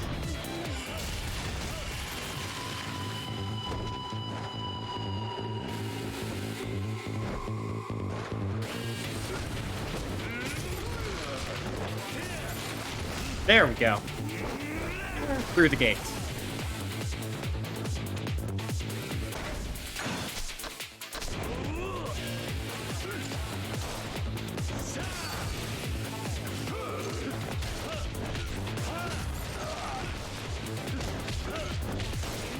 Everyone say thank you, Miss Tatsu.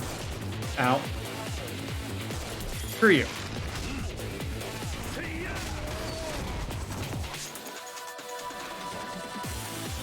I get to hold on to my gun? No. I do get to pick up a new one. And I think we're going to look for, let's see. Charge it up a little bit. Oh, let's see. Little health boost. Yeah, that's good for now. Oh, yay. Crack me up, you're still carrying those 2 coats. Give you 2 coats. Listen, they're good coats. I don't know, I never mess with my inventory. I'm very messy when it comes to that stuff.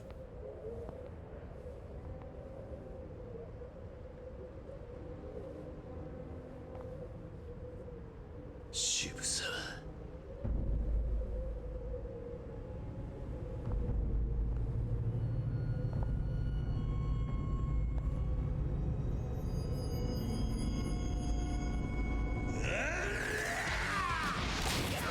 Meanwhile, the Dojima family offices. It's another jerk gauntlet. ちまちま増えてきよってそんなんで俺は止まらへんぞこいつやべえぞ。いいからしまってる。いい加減にしとけよこのガキお前ら下っ端の首は風に入らんねさっさとどかんかいボケが My dude has snapped. There are moments in this game that really do just like hit a really good, I guess not uncanny valley, just like genuinely like some good believable shots. I'm always amazed by it.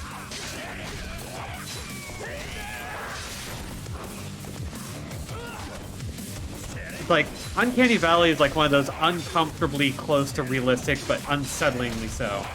And Yakuza manages to avoid Uncanny Valley a lot of times, save for like with some of its face scans, which end up looking a little too good.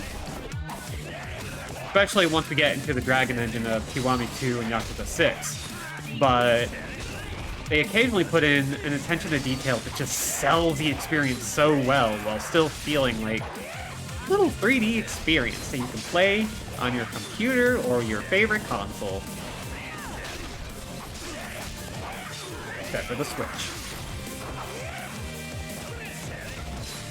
I kind of appreciate that. Like, there's occasionally that meme going around of like that one shot of a Yakuza game where somebody's chewing into some bread. Yeah, the bread tech. Same happens.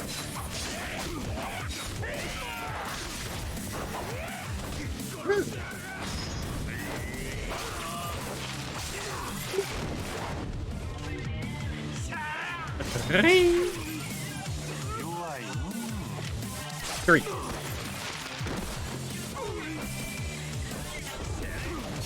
Yeah, they have a really good way of faking liquid. A gorgeous ashtray and pour. They don't. These are very economical games, right? When you play them for yourself, and I strongly recommend it, you'll discover that like there are a lot of little things in each game where they clearly are like, we're not going to go with a AAA budget here. We're just going to make this look as good as we can within certain constraints. And sometimes they just see an opportunity to sell a visual so well that it's hard to believe that they pulled it off with the limited budget that they have. They're very economical games in a lot of ways.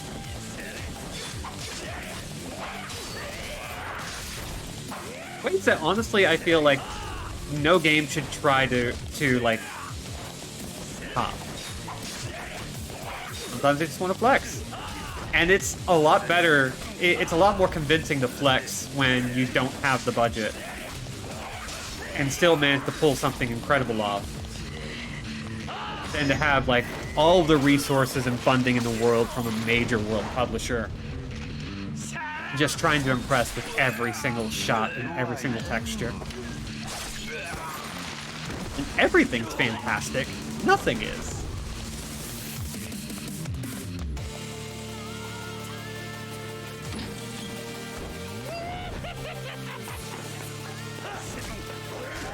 Oh, man.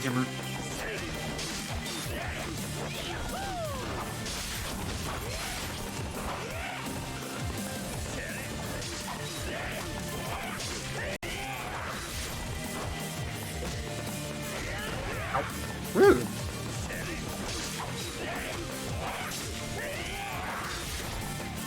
Okay, we're not doing a hell of a lot of damage with what we got right now, so we're going to bust out the slugger.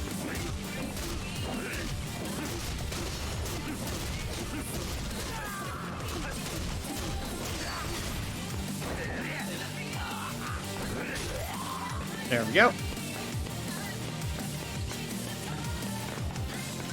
Ooh, there we go.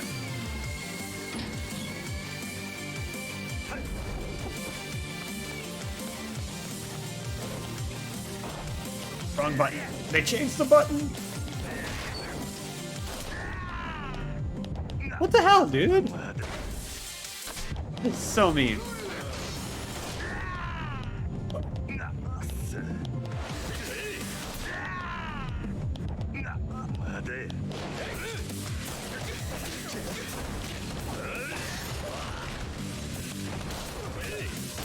No, I'm of the opposite mind. I kind of prefer style over photorealism. I think photorealism can be really cool. But I think the risk of photorealism is that it's a lot harder to differentiate your games.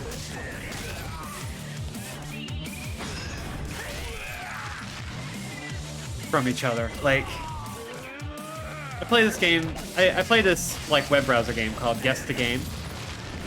And the hardest stuff to identify it tends to be the AAA stuff where, like, the visuals are all, like, incredibly high quality, like, fantastic textures, like, all that, and, like, real world settings.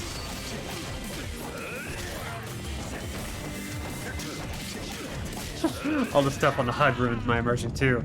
I think you're taking the piss out of me. I think you are leading me into a false sense of security.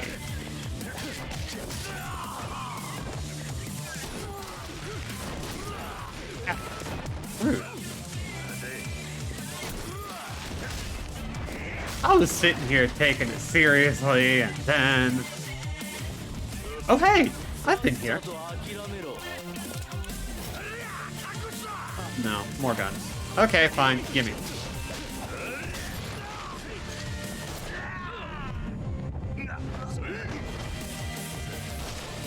Well, you know what? That's fair. You would love the Order 1776.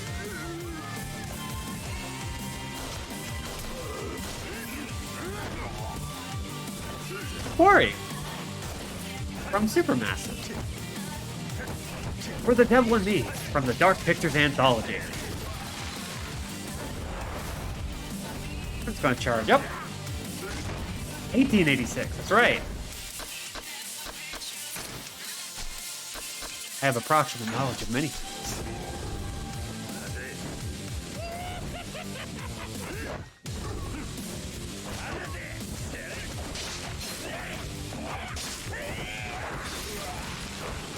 Yeah, I own it, but I haven't actually gotten around to it. It seems like genuinely very cool, but I think I got slammed for being like...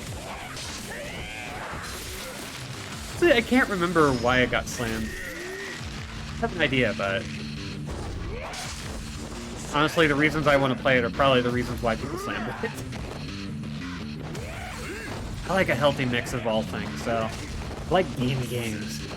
I like cinematic games. And they're designed well. Like, I like Yakuza because it's very gamey. I love it when a game knows it's a game, you know? And I know that's kind of like a weird statement, but I think one of the reasons why I like Japanese games so much is that they tend to be very like, no, this is a video game. We are going to constantly remind you that this is a digital playground where you can stretch your legs and do some weird stuff. You just gotta meet us in the middle. 元島の海真島五郎か18人殺しの冴島大河の兄弟分お前ら二人揃って随分と時代がかかってんなやっと見覚えのある顔や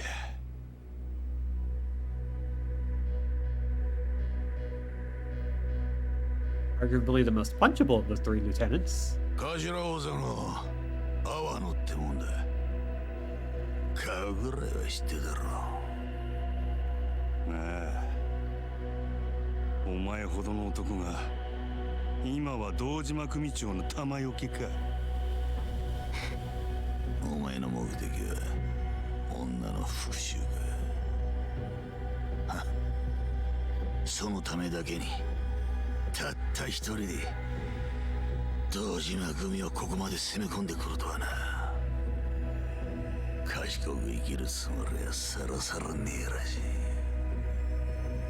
極道が小賢しく生きる方がよっぽどアホらしいわ今は世の中金が支配する時代だその時代が求める極道の姿ってのがあんだ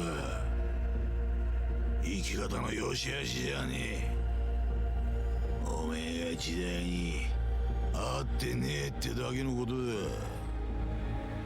本気で備え思うとるんやったら俺に言い訳する前にさっさとかかってきたらどないや自分のくだらん生き方をにやけ面でごまかさんで済むでなるほど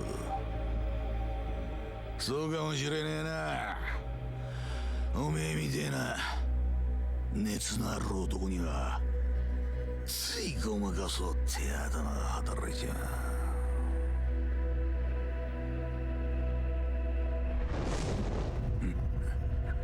Mysteriously ripped older man. ゴルフに女に高い酒全部くだらねえたわごとだそいつを漁ってるうちに俺の背中に背負った線をえらく色あせちまった Shit's faded? It's a clean ink though.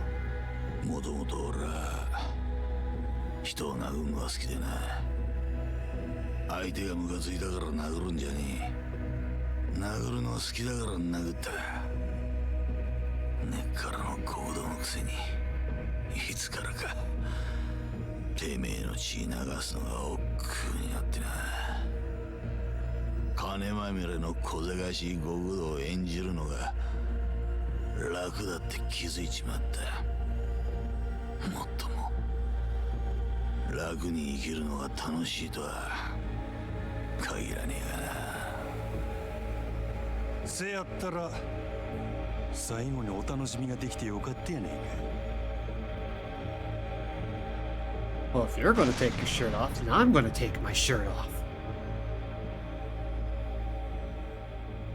お前らは殻の一つぼっちゅうざれ言のために群れになって誠を引き裂いたもう二度とあの子お前らのざれ言には付き合わせんここで俺が全部しまいにしたる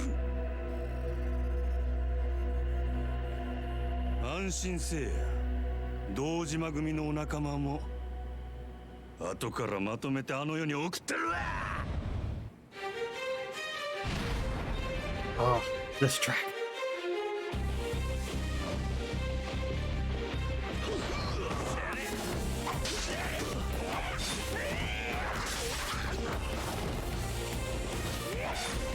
There we go. Okay. Nope, not doing that.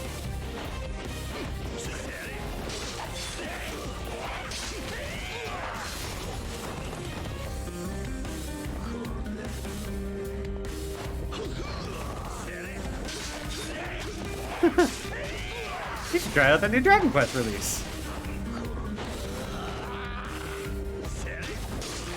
Arakure 3! Wait, no. Arakure-san. Yeah? That tattoo makes me want to listen to Drift Funk.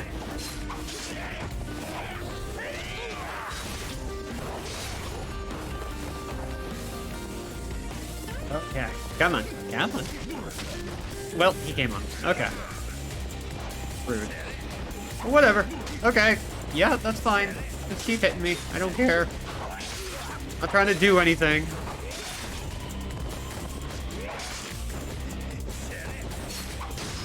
Stab a dude in the ass.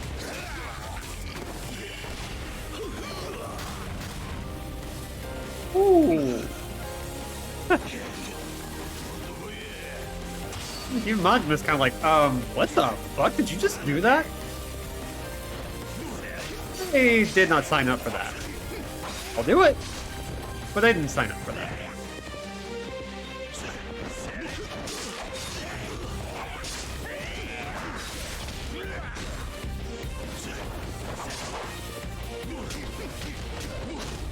Oh, got us from behind. It's fine.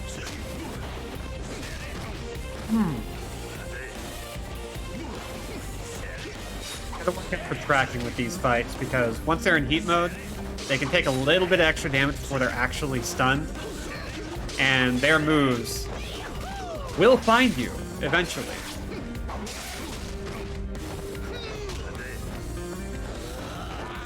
Thankfully, this fight is going surprisingly well. Not that he's like that much harder than anyone else we've fought so far.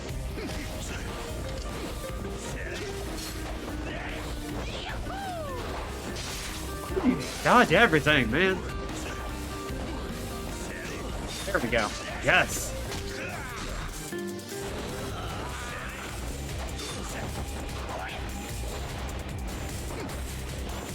Ah, dude.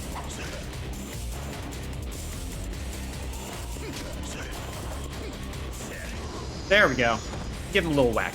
Love how one was like, oh man, I lost my edge. I'm all old and busted now. And then he nearly punches through a wall. I think everybody in the room was surprised by that.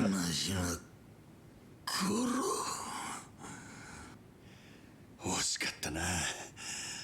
こんな時代に踊らされてなかったら、その拳でてっぺん取れたかもしれん。あんたにはそれだけのもんがあったはずや。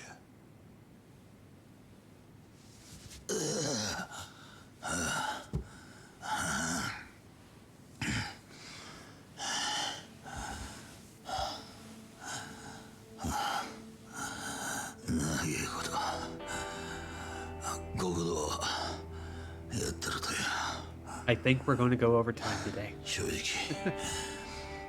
てめえの立ち位置が見えてきちゃう。風間の頭みてえな男がいる限りてっぺんを取ることができねえ。なんてな。俺もよ、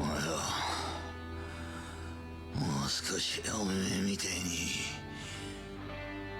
バカだったらよかったのにな。俺かてそないバカ正直に生きてきたわけやない。せやけどな、俺の周りにはバカに生きてバカに死んでった男たちがおった。そいつらのくだらん生き方が俺は男の最高の生き様やと気がついたんや。ラッキーなんだなお前は。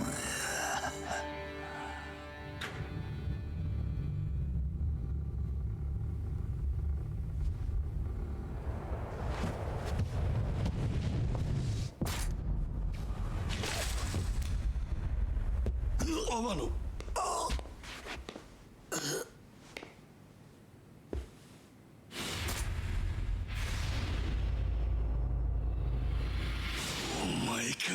And then there's this asshole.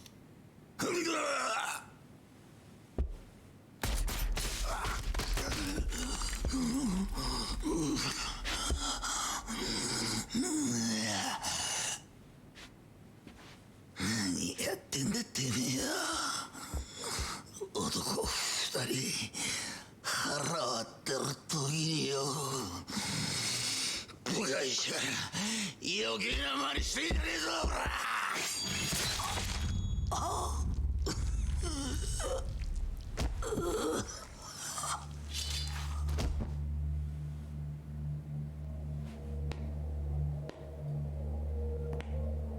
島野が始末したはずの男がこうまで俺に盾ついてくるとはな。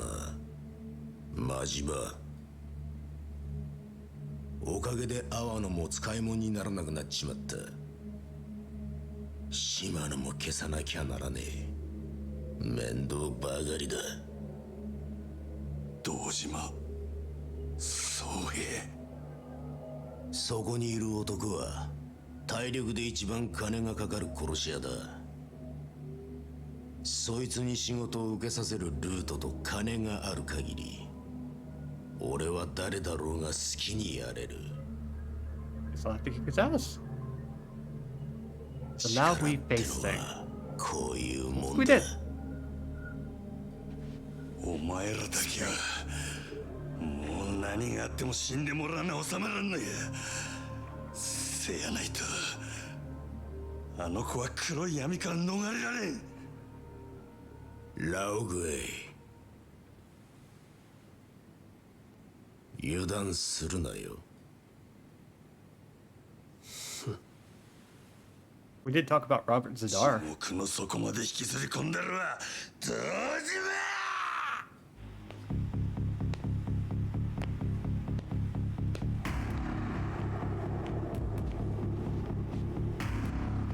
But this is probably the hardest fight in the game.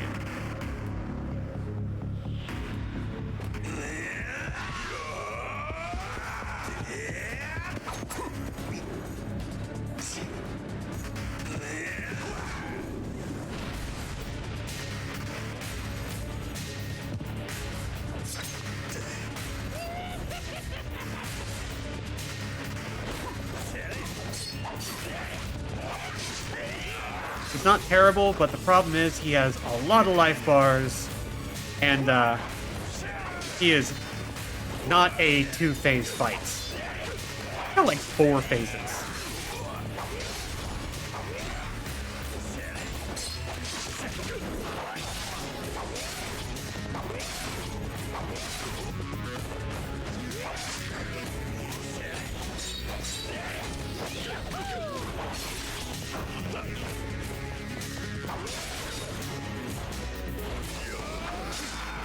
Oof. So many moves. Okay, come on. Oof. There are a few bosses throughout the series that use claw moves, and none of them are easy.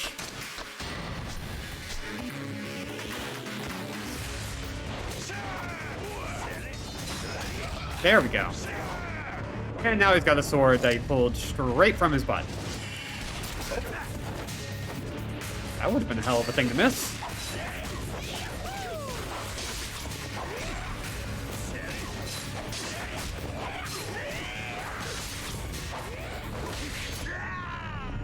Oh, I hate that he dual wields. Oh, he's got full-on gun kata. Oh, but he's in a corner. That's good. And we lost our chance.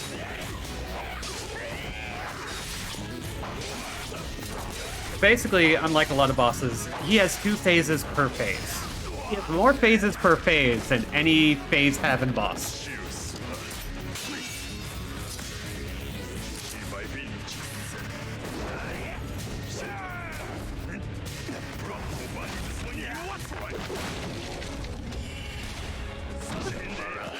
The most intimidating thumb in the world.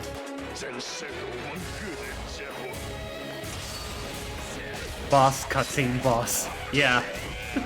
It's pretty cool. Like, I love the structure of these bosses. They can sometimes be incredibly intense, even a little bit silly, but never quite too over the top that it gets, like, impossible to take seriously. Although there are times where you fight tigers. Not in this game, but in other games. I think in one game you fight a crane. Like an actual construction crane. It makes more sense. No, you know what? No, it doesn't make more sense in context. Never mind. Yakuza 7 is going to be a treat.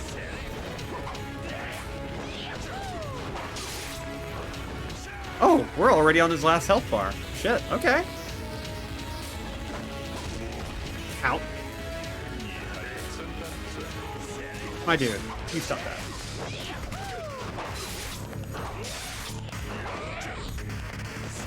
Yeah, Kat has, like, great point about Yakuza in that, like,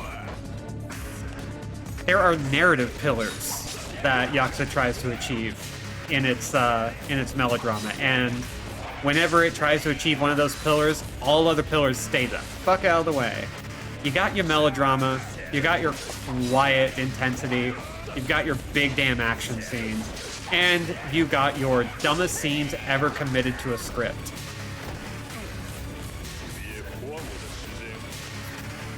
And they do such a good job of making sure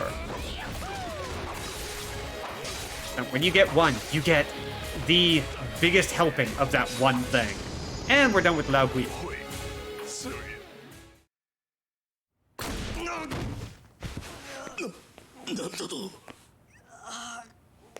Still the most expensive hitman in Asia.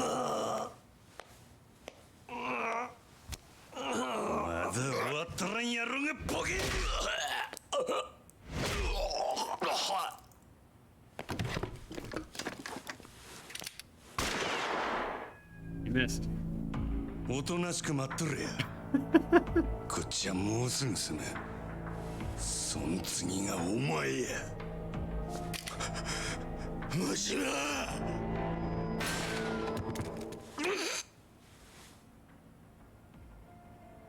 ゼロ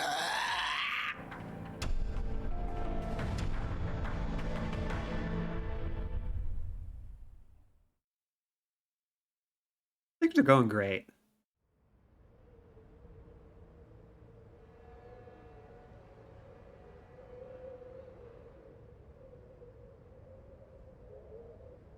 Kiryu Kazuma か。なるほど。風間の頭が見込んだわけだな。もっと早くお前の存在に気づくべきだったよ。ただの若造が。いつの間にか竜に化ける一歩手前だ。そんな話はいい。女を離せ。お前が彼女を殺す気ならとっくに殺してたはずだ。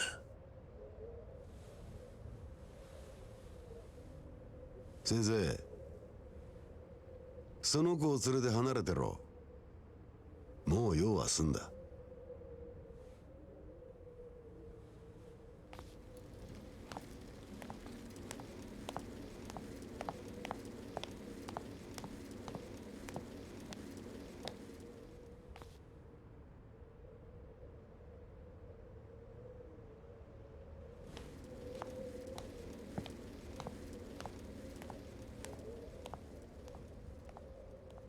女を始末するのはお前を殺してからだ。それで風間の息の根は完全に止まることになる。セラの野郎は後でじっくり料理すりゃいい。今俺がやらなきゃいけねえのはお前だ。風間の極道を継ぐお前をこの手で始末する。俺が欲しいのはあの風間慎太郎を超えたっていう看板だ。何？人間ってやつは金や権力を手にしたところで最後には花が求められる。それが看板ってやつだ。お前はそんなくだらねえもんのために風間のおやっさんを狙うのか。そのくだらねえもんのために命張らなきゃいけねえ男もいるんだよ。俺の父親は昔ある代議士の秘書をやっててな、ゆくゆくは政治家になるんじゃねえかって周囲からも期待されていた。だが手柄は全部代議士に持っていかれ、挙句の果てにその代議士の汚職が原因で自殺に追い込まれた。それが能力だけでのし上がろうとした男の限界だった。世の中なんてそんなもんだ。頑張ったことが報われない社会でまっとうに生きるなんてバカバカしい。だから俺は力が全ての裏社会こそ自分を生かせる道だと思った。必死になって金も作った。親父が欲しがるものは何でもくれてやった。だが極道も政治の世界と同じだったぜ。結局周りの極道が最後にひれ伏すのは金じゃ買えねえ極道の看板だった。風間のおやっさんは看板だけの男じゃねえ。クソみてえな親の下で堂島組を東上界最大の組織にまで育てた。あんたの父親を死なせた代議士とは違う。そんなことは分かってる。風間は別格の極道だ。俺には別格と呼ばれるほど看板はねえさ。だがてっぺん取るためにそれが必要ってんならてめえで作るだけのことだ。おめえはそうやって何でもかんでも計算づくか。男の看板ってのは自分で設計図引いて作るようなもんじゃねえ。後から勝手についてくるもんだ。何とでも言え。これは俺なりの努力ってやつさ。その努力が女を撃つことか。橘や織田を殺すことか。てめえの看板が欲しいなら他人の血で書くんじゃねえ。お前も風間の看板に憧れて極道の世界に入ったんだろ。だが風間も昔は東上界のヒットマンとして何人もやってきた。それこそ伝説になっちまうほどの人数だ。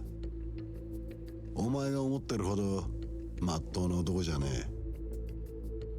殻の一坪にしても最初は堂島組のお家騒動だった。そいつに何人もの仇を巻き込んで死なせたのは結局んとこ堂島の親父に弓引いた風間じゃねえか。何が言いてあの風間の頭ならいずれ女や橘が危険にさらされることも想定できたはずだ。つまりあの人だっててめえの描いた絵を完成させるために橘たちの犠牲を割り切って使ったんだよ。他人の血をてめえの道具に使うのは極道の坂だ。だから俺もお前の血を看板に使わせてもらう。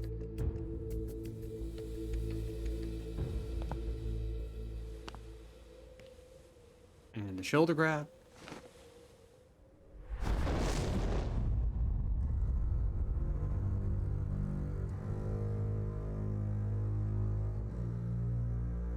竜背負ってんのはお前だけじゃねえんだよ。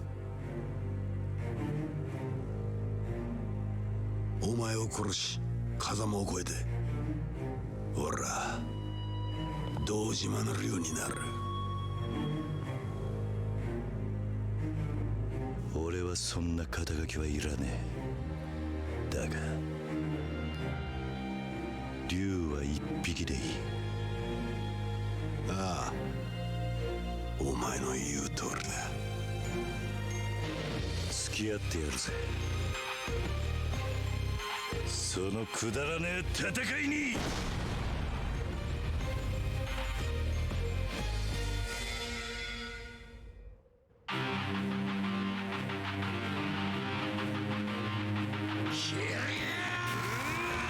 And away we go.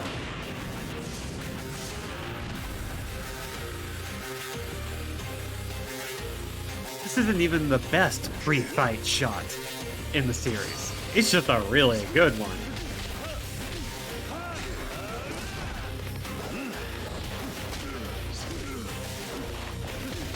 So the interesting thing about Shibusawa is that he actually has multiple fighting styles just like us. He's got his rush style. We're gonna have a few others similar to that. Anyone want to guess the title of this song?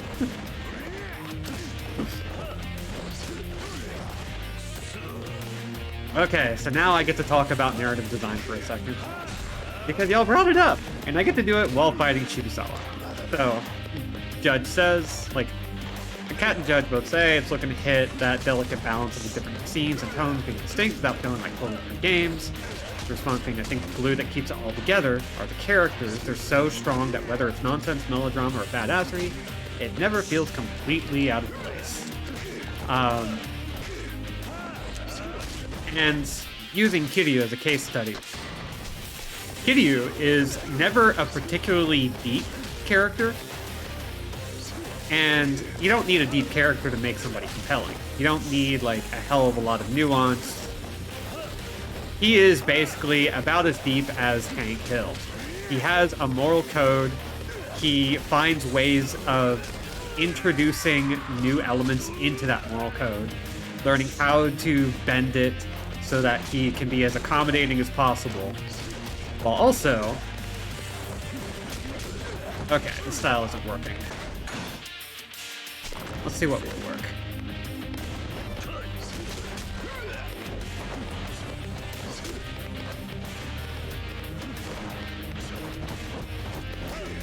While also refusing to bend it for people he feels would hurt that moral code, or hurt the people he would change his moral code for.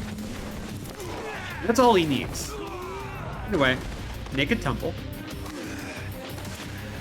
And so, these games do a really good job of presenting a lot of different kinds of circumstances, including dramatic, action-packed, circle, and absolutely silly, with the same level of sincerity.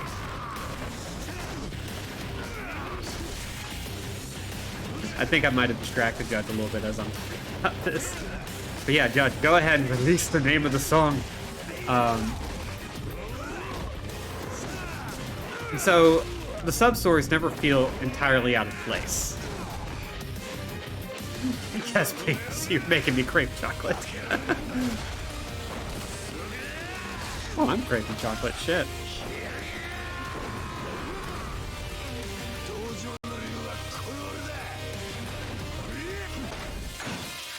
Two dragons. Two of them. Two dragons having fights. Two dragons having fights. My muscles, involuntarily. Oh shit. All that. I'm not even done with my explanation. He's almost out of health. Okay. So, a lot of the sub-stories are written by, I think, different staff, or at least they are written with a different ethos in mind, but they are always written with the characters in mind.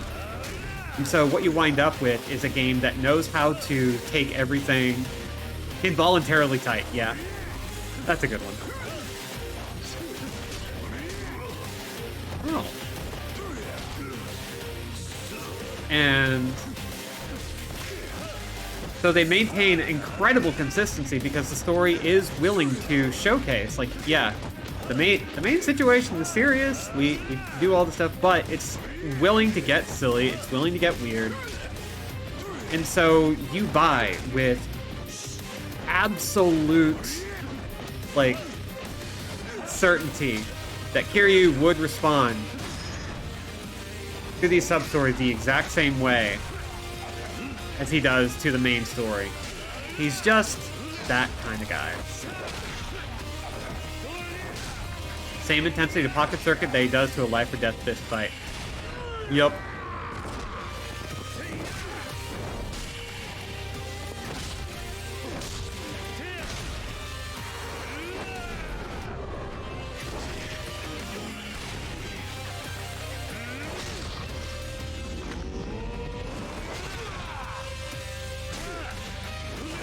Almost. Dragon's Claw.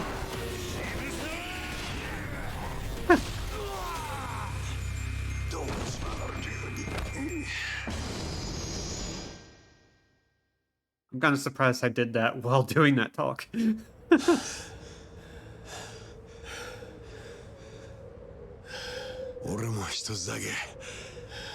That's it. That's the last fight. 極道は張り続ける限り負けじゃねえってことだ。 We are not fighting four more times. 風間もそして女も必ず殺してやる。 Thank you. 立花のようにな。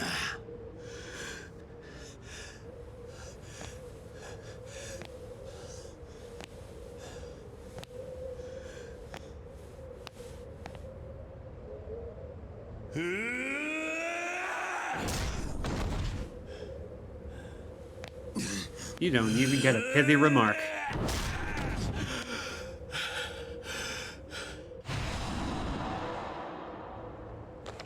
You just get punched.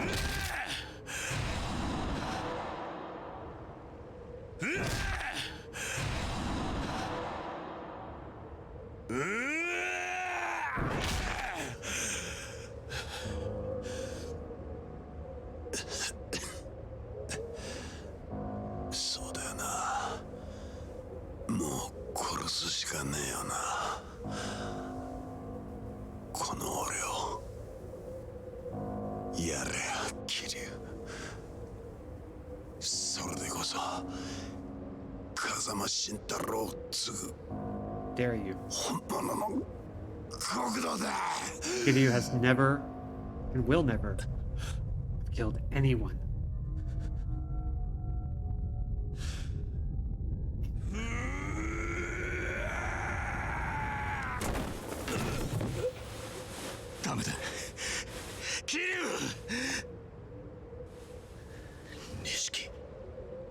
All right, you're here. 超えちゃならねえ。その一線超えちまったら戻ってこられなくなる。こいつ殺したとこで何にもならねえだろうが。お前勝手に先は死んじゃねえよ。兄弟踏みとどまれ。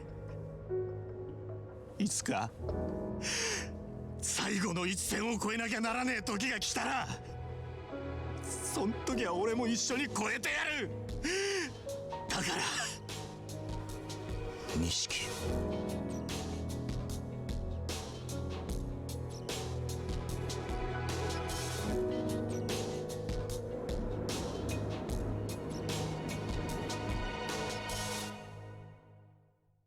Love a matte painting finisher.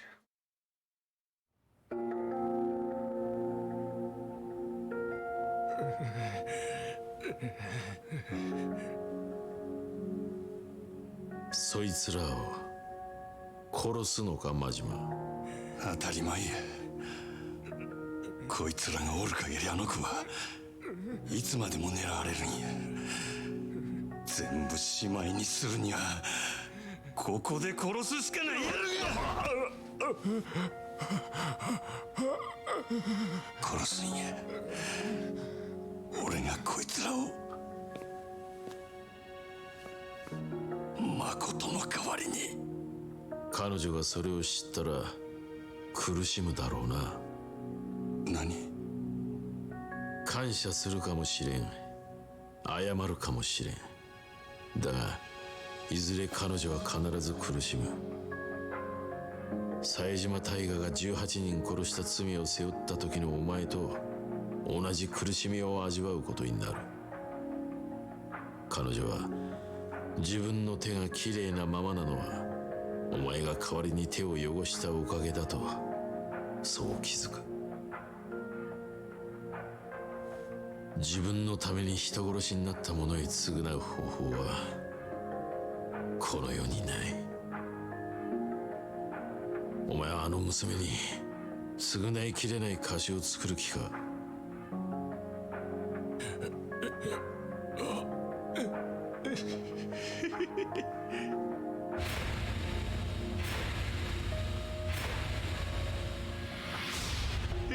こんなクソボケが。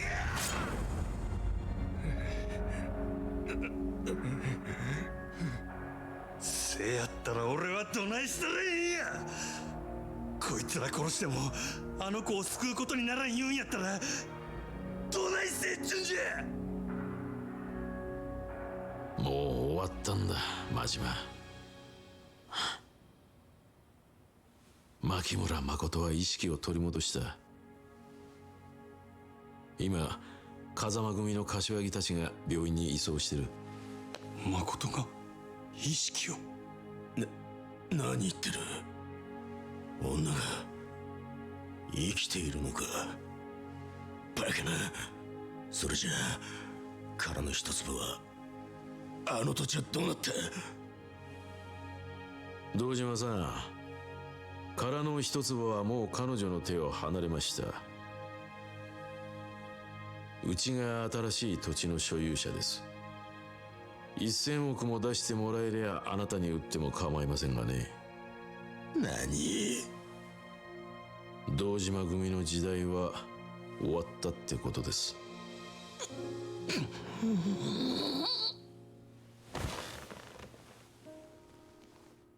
カムロ町再開発の莫大な利権は殻の一粒を持つ人間にしか動かせん。これで堂島組一強だった東上界の勢力図は大きく書き換わる。くだらん話はええ。あんたは俺にこいつらを殺すな言うんか。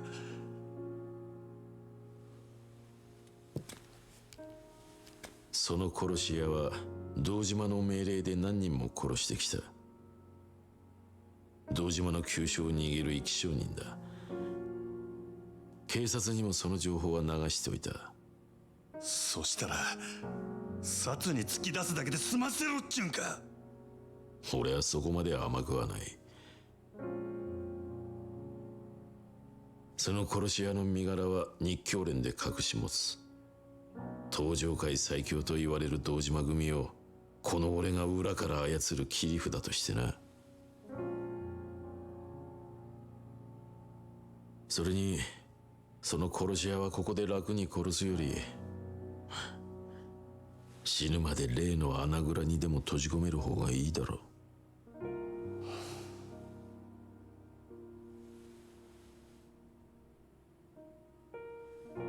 う。よくこらえたな真島。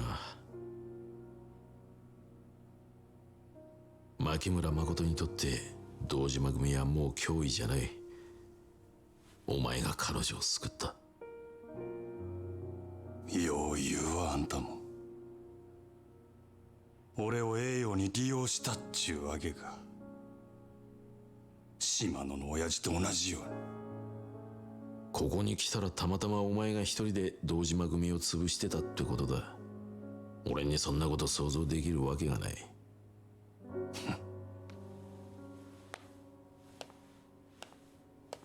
真島、まだ片付いてないことがある。お前の親父島野に一つ伝言を頼めるか。お前が奴に東上界を裏切ったけじめをつけさせろ。何やと。Yeah, see, the thing is, the Yakuza series is going to be really frustrating for you if your hope is that they kill off a character by their own hands. It's difficult to explain why they choose to do it this way. 親父おるんやろ。話があるんや。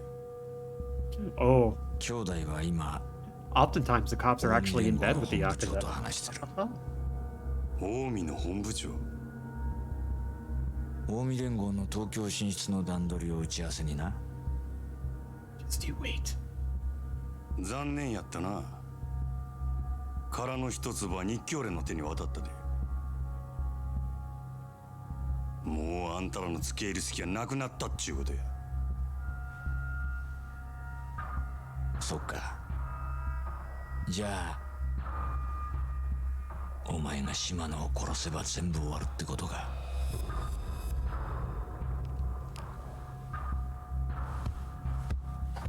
なあ、楽しかったよな。なんだかんだ言って俺ら。それが目の見えねえ小娘に振り回されてこんなとこまで来ちまった。面白いな、巡り合わせってのは。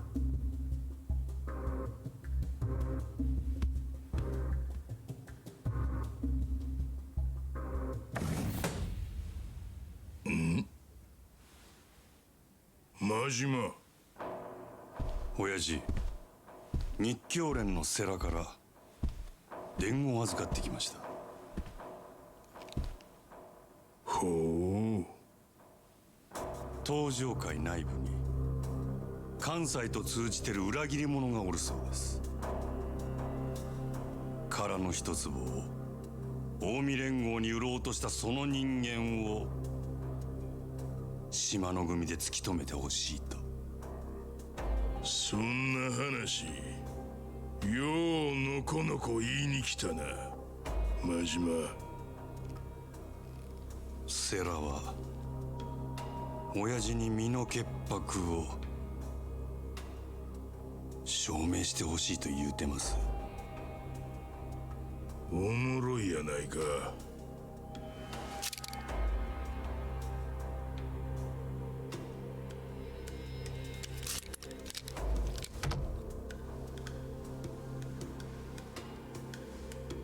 せやけど俺は何があっても親父の子ですわ。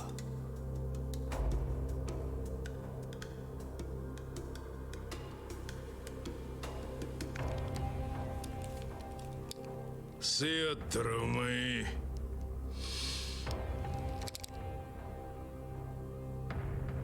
わしの身代わりになって死ぬこともできるな。ええ。ただ一つだけお願いがあります。冴島の兄弟に俺が謝っていたと伝えてください。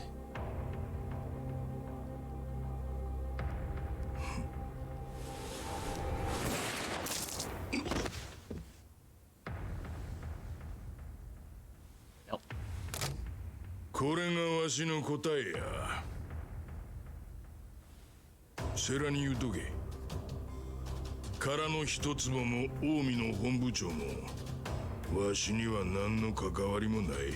Shimano basically saying, well, this whole plan is fucked. Let's just cut our losses, お frankly. 前に一つ教えといたる。ただのし上がりたいだけやったら目先のことだけ考えとったらええ。せやけどてっぺん取る気なんやったら勝ち方を考えなあかん。三日天下やないほんまの天下の取り方をな。風間と日教連の時代は長くは続かん。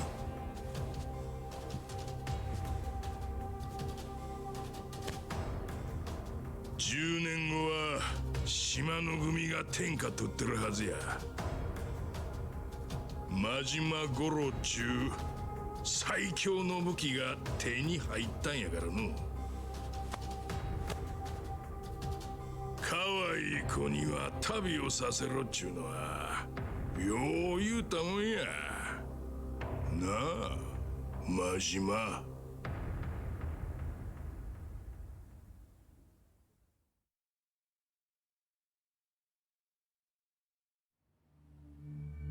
1 month later, at the Tojo Clan Office Assembly.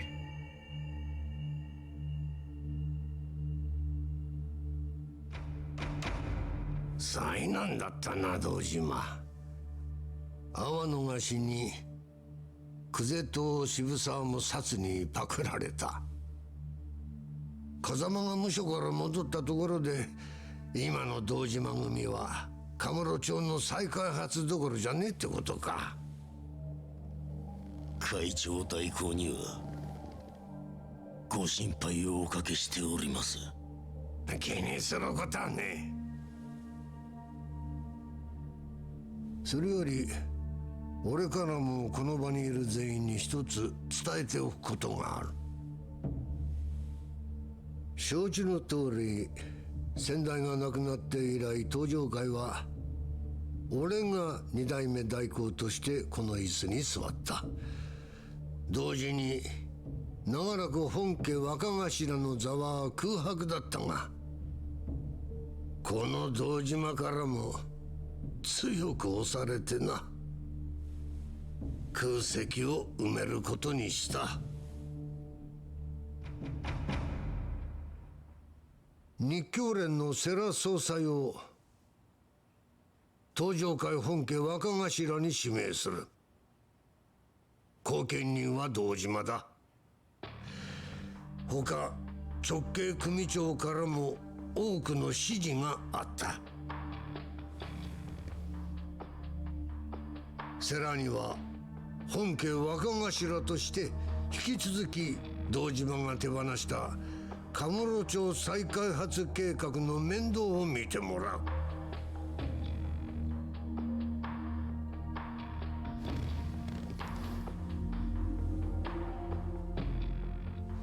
そろそろ俺の出る幕もしまいだな。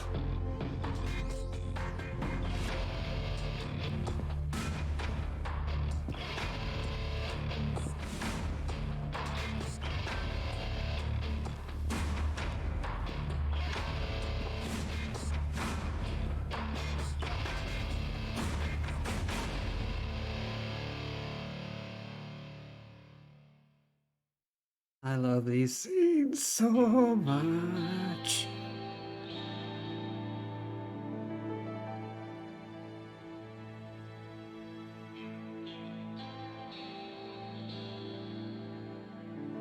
Oh, hey, Daddy. よく来たな。Dad. すまなかった。苦労をかけたな。Dad. 今日はおやっさんに報告したいことがあって来ました。多分おやっさんは俺の言うことに反対します。それでも俺はそうか。おやっさんには俺がこれから言うことわかるんですね。ああ。だができるのか、カズマ。覚悟はできてます。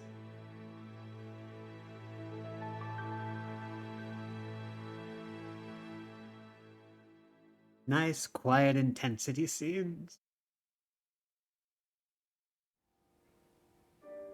Still got a few cutscenes left, so you have an opportunity to grab yourself a nice little drink.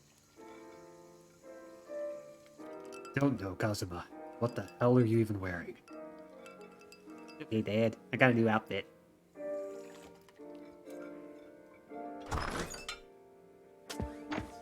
おい桐生、お前どういうことなんだ。ちょっと錦山君、急に大声出さないでよ。お前堂島組に復帰したってマジか。え？今日風間の親さんの面会に行ってきたんだろ。復帰のことも話したのか。Well, we have to have a smooth transition to Yakuza 1 さっ somehow. き風間のおやっさんにはこのまま仇に戻れって言われた。おやっさんは俺が極道には向いてねってよ。あの人が俺を橘に預けたのは極道から足を洗わせるためでもあったんだ。それでもお前は組に戻るってのか。でもよ、ならせめて戻る先は風間組にすりゃいいじゃねえか。あんだけやらかした堂島組に復帰したら苦労すんのは目に見えてんじゃねえか。もう一回考え直せよ。いや、それが俺がするべき最初のけじめだって思ったんだ。俺はあの一件でたくさんの人間のけじめってのを見せつけられた。正直すげえって思った。極道だけじゃねえ、仇だってマジで俺なんかまだまだだなって思い知らされた。 had more life experience than I did. そっか。でも俺もお前もまだ何が足んねえんだろうな。わかんねえけど逃げちゃダメってことかな。逃げずに頑張って、そして残った道がそいつのやるべきことっていうか、奴ら皆そうしてたんじゃないかな。でそいつを見つめるための堂島組復帰ってことか。ああ、今の俺にできるけじめのつけ方はそれしか浮かばねえ。でもなんとか踏ん張って俺は俺の極道を行くさ。風間のおやっさんとは違う俺だけの極道ってのをな。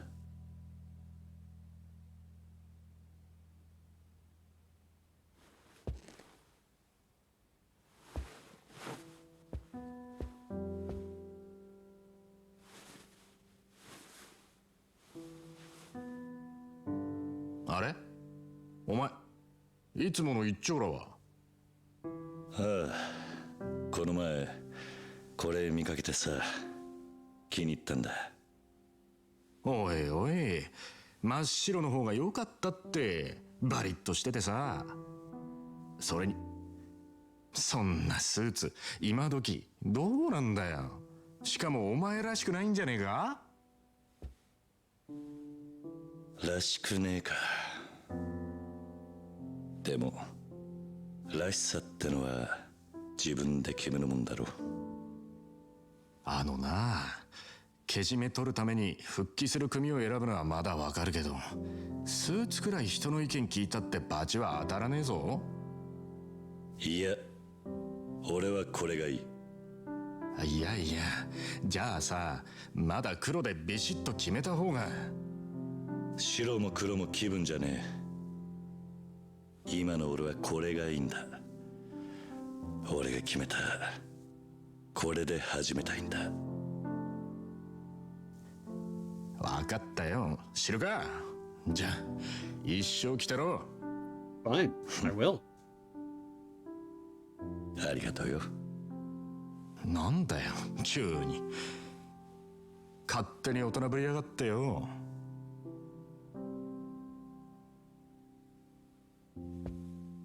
錦、俺お前にとんでもねえ借りをいっぱい作っちまった。なんだよ急に。一生かかってでもこの恩は返すぜ。何言ってんだお前。 That's the loose thread we need. Where is Nishiki's car? そうか。じゃあ飯でも食いに行こうぜ。お前のおごりで。おう。カムロ町で一番いい肉食わせるとこで。でもよ。どうした？今日はあんまり持ち合わせが。てめえ。ほら行くぞ。いいな。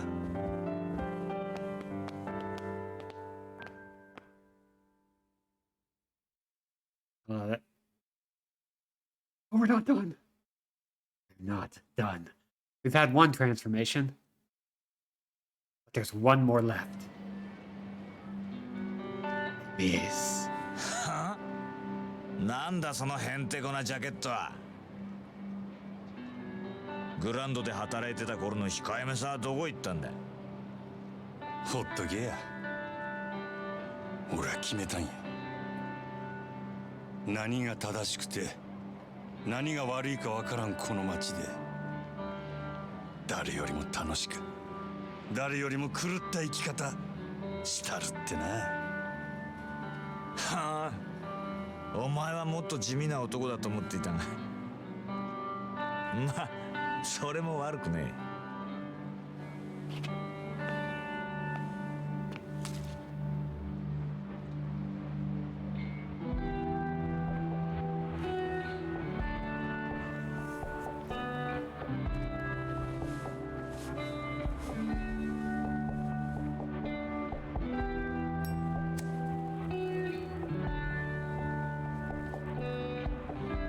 And the first time Shibusawa shows explicit respect for Majima.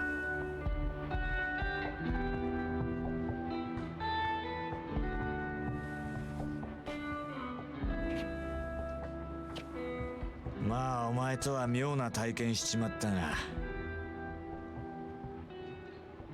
これからは同業として陰ながら応援すんぜ。関西で暴れたい時は連絡よこせ。そんなもんいらん。できることならもうあんたとは死ぬまで会わんでいたいもんや。確かにな。まあお互い敵も多い意味だ。せいぜい死なないように頑張ろうぜ。あんたは死んでも死なんやろ。そうだな。ほな、またな。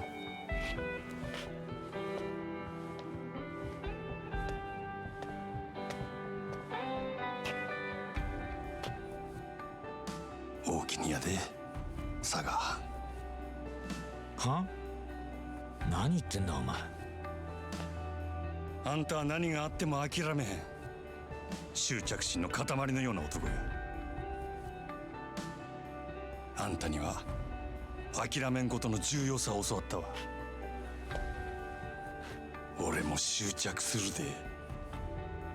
真島五郎っちゅう男の生き方に。好きにしろ。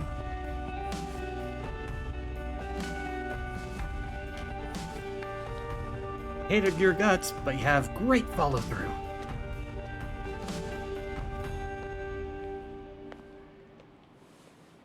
あの世で待ってるぜ、真島ちゃん。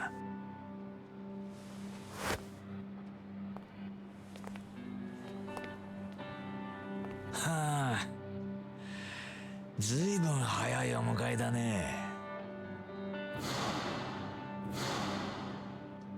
さあ、俺も行くか。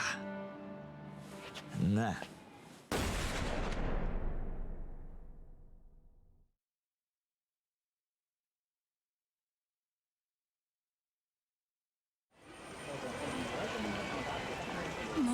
Almost there. 話くらい聞いてくれたっていいじゃん。ねえ。君らもお金好きでしょ。女の子だから得できるいい仕事いっぱい紹介するよ。しつこいです。いい加減にして。そうカリカリしなさんなって。そうそう、お茶でも飲みながらさ。さあさあ。やめて。あんたちょっとやりすぎじゃねえか。こりゃ傷害っつんだぜ。落とし前つけてもらわねえとな。話なら聞く。その代わり私一人で。面白い。よし、お前は行け。待ってて、すぐに助け呼んでくるから。あんた根性あるじゃねえか。気に入っちまったぜ。話はホテルで手取り足取りじっくり聞いてもらいてえな。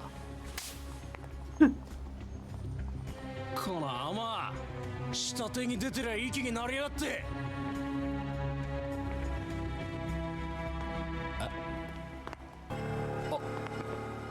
兄貴。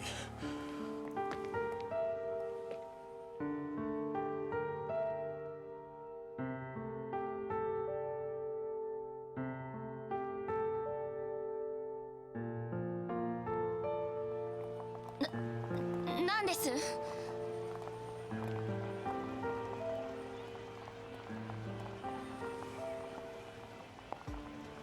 どうです？こいついい女でしょ。楽しませてもらってからビデオに撮りゃいい金になりますよ。そうだ、兄貴もお時間あればご一緒に。姉ちゃん、遊びはここまでだ。この人誰だと思ってんだ？あ？天下のマジ。え？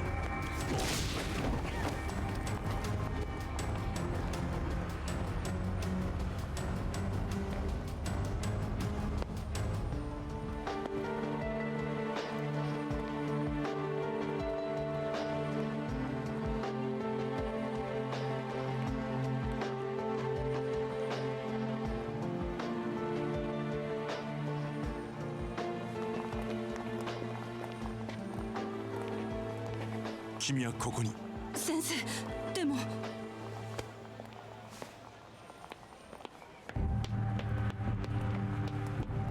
先生。あんた誠さんに何する気だ？あ、違うんです。今すぐ彼女から離れろ。違うの。この人が助けてくれて。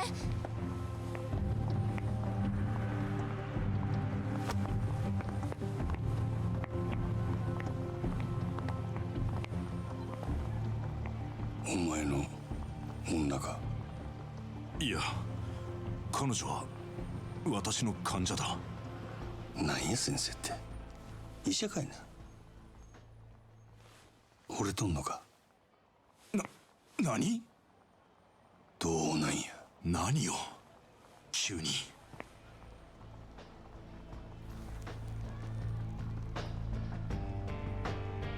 そのげんこつがそう言うとる。でも男が一旦げんこつこしらえたらそのけじめは取るもんや。どうなんや先生。お前、彼女に指一本でも触れたら。喧嘩なら相手が悪いで。あんた人殴ったらあかん。それにけじめのつけ方は喧嘩だけやない。けじめつけてくれや、俺のためにも。あんたの？ええからさっさと答えんかい。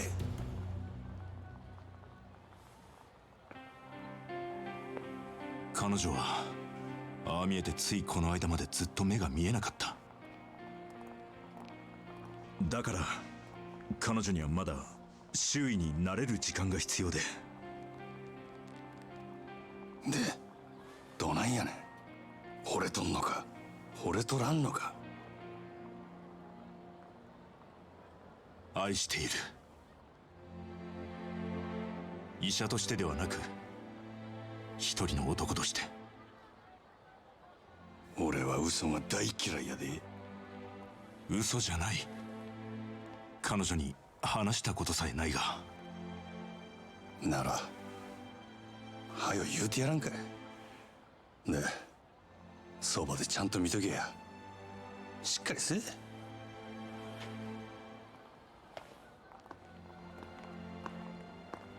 Such a good scene. 大丈夫でしたか？何かされたんじゃ。何も、全然平気です。Your dad is actually a pretty nice guy. よかった。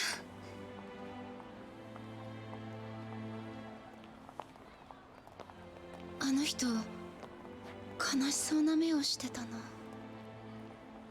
でも先生、あの人と何を話してたんですか？いや、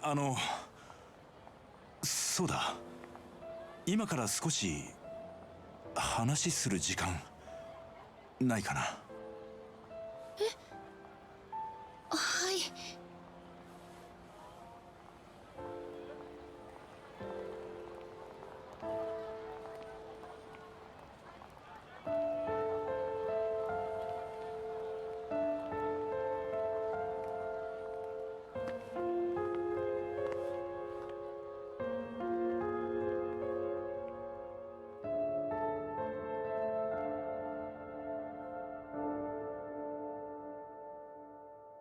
It's such a good bit.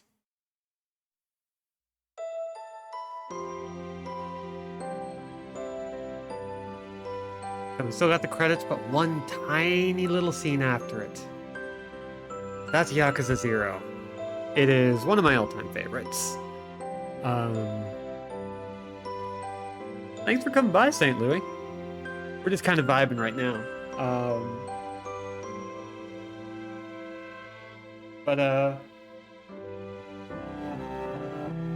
St. Louis brought up an interesting subject matter, actually.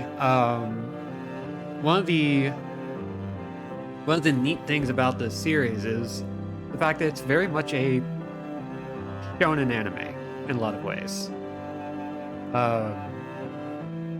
That's the way that it adheres to that is by having characters who have a strict moral code. They are like pure and noble and good, even if they are very rough around the edges in a lot of ways. And that means that they have to behave according to a certain standard of living, which means they don't kill. Because I think that's like the game's way of saying, okay, this is how you solve your problems. Which is kind of interesting because they always have other characters, other classes of characters, other groups that are there to handle all the dirty work. And we're not really following Yakuza members in the strictest sense. Like, oh, there's Lenhart. We are just following people who are part of the Yakuza. Which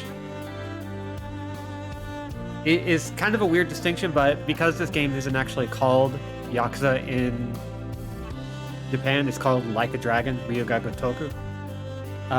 It is very much about somebody defining his own existence within the Yakuza and within...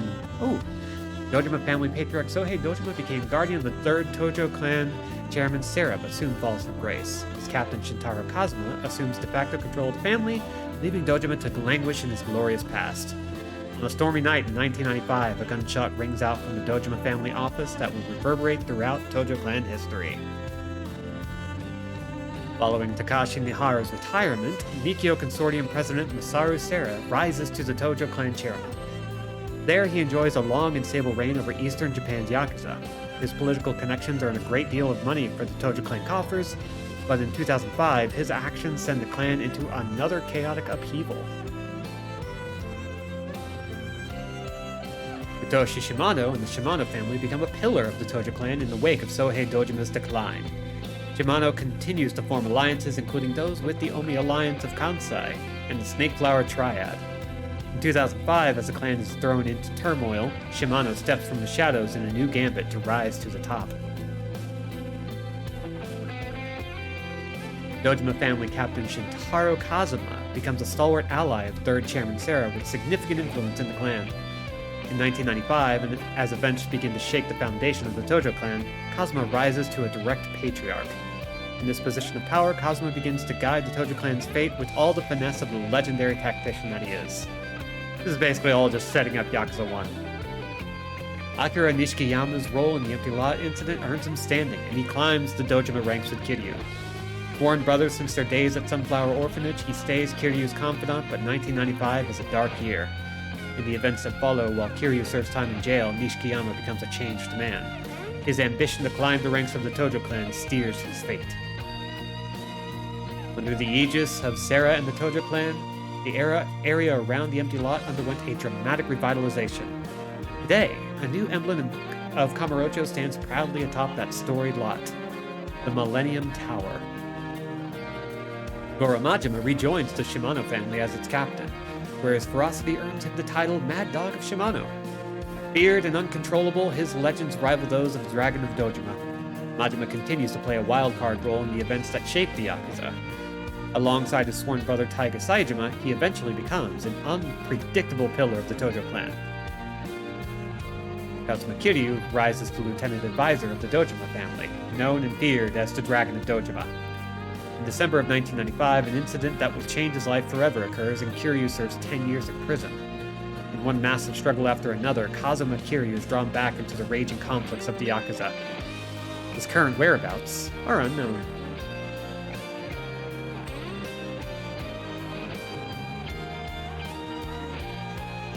Yeah, it's basically just telling you, here's how Yakuza 1 starts.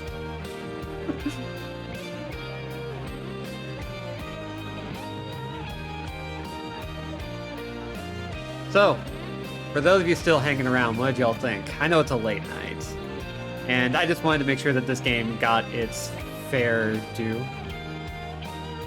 Because, like, kind of like, say, playing a Metal Gear Solid, you gotta stick around for the whole thing. Yep, still good. Yep, agree. It continues to hold up. It's been 7, 8 years since its release, at least in the States. Oh, it was 2015 in Japan as well. Yeah. This is the game that kind of brought Yakuza to the limelight in the West. They've released every numbered entry up to this point with a digital-only release with Yakuza 5. But this one just kind of made everybody realize, oh, wait, this series is great, actually. With good reason. Like, this is one of the strongest entries in the whole franchise. Yakuza 5, to this point, comes close. 5 is one of my favorites. But series would kind of... Yakuza goes through an interesting evolution where it doesn't really find its footing until Yakuza 4 in terms of, like, what to expect from the franchise going forward. But it still hits this, like, really interesting, strong notes throughout the series. 1 and 2 are kind of similar. 3 really tries to go different. Hard to overstate how much of a miracle Yakuza 0 really is for the West. If it didn't succeed in the West, the Yakuza series might be dead. Or at least it might be dead in the West. It probably would have been their last attempt. But with the continued success of the franchise, they released the remasters, and the remasters alongside Yakuza 7 necessitated their desire to bring out the remake of Like a Dragon Ishin, which just recently released. Basically, the franchise as it stands, including like the spin-offs like Fist of the North Star, well, the Fist of the North Star Yakuza game is all because of the fact that this series has finally found its audience in the West. All we need is a Dead Souls remake. They could do it! I would love a Dead Souls remake. And, depending on where we are when we get up to that point, I may end up playing Dead Souls as part of the, like, series playthrough. I'm planning on playing Yakuza Kiwami 1 and 2, and then we'll kind of stop for a second to see how we feel, because 3, 4, and 5 are rougher, but fun. But if 4 and 5 go well, then of course Dead Souls is going to happen. Maybe by then they'll remake and re-release it. For those of you who don't know, Dead Souls is a zombie shooter set in the Yakuza universe. Don't ask questions.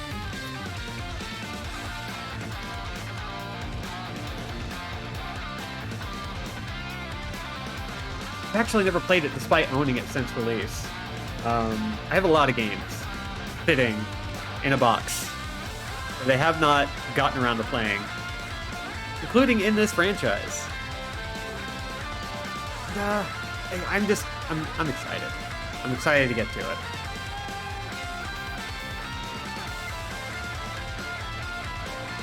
God, it's been a bit since I've gone so over time. It's almost exciting, you know? But thankfully, Yakuza Kiwami 1 is a much shorter game. It is at most 30 hours, and that's a thorough playthrough. We're probably going to be staying on the tick of completing all sub-stories. And, like, through the entire main story and all of that.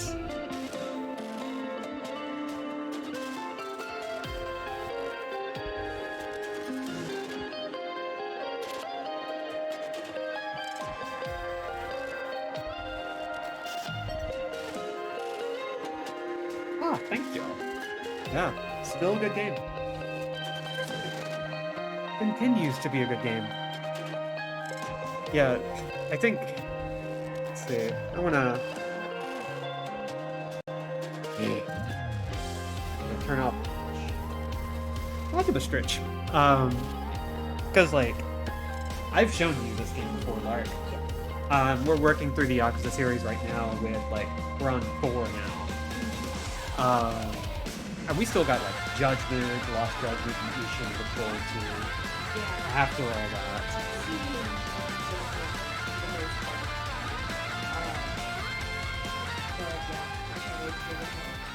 All the rest of them. I mean, you technically saw the worst of it. And the worst of it is technically 3. Yeah. And it's not bad at all. It's just, it's got some rough patches. It's the oldest game by this point. Zero's setting makes it super unique even within the franchise. Yeah. Zero is like fantastic in that way. And, oh, hey. One more thing.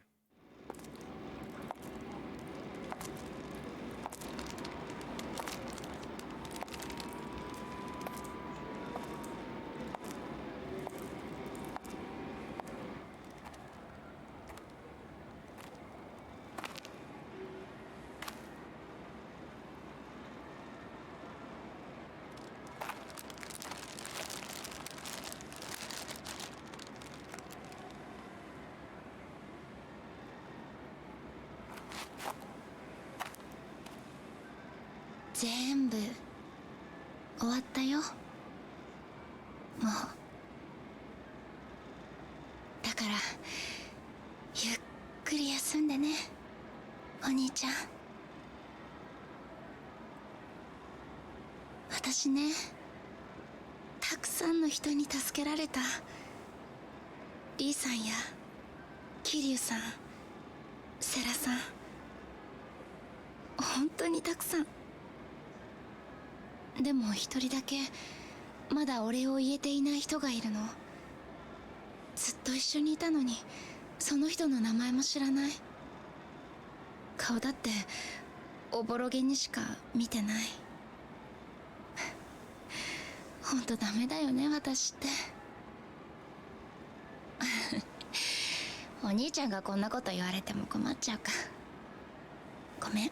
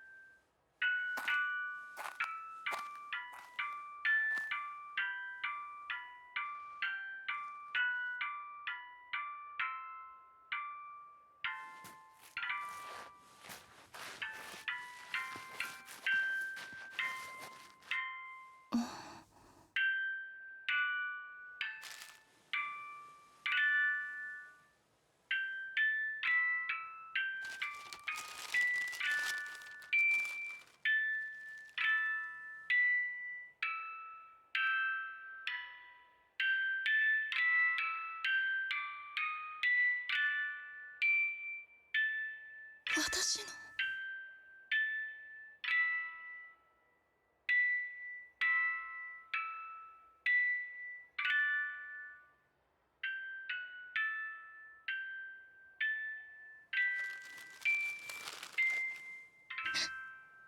ありがとう。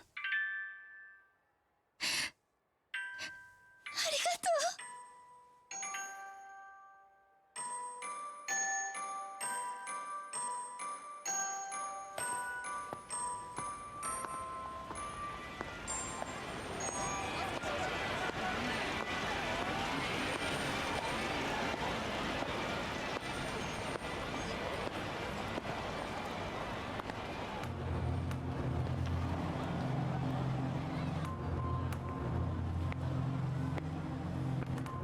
Come on, Bart. Say the line.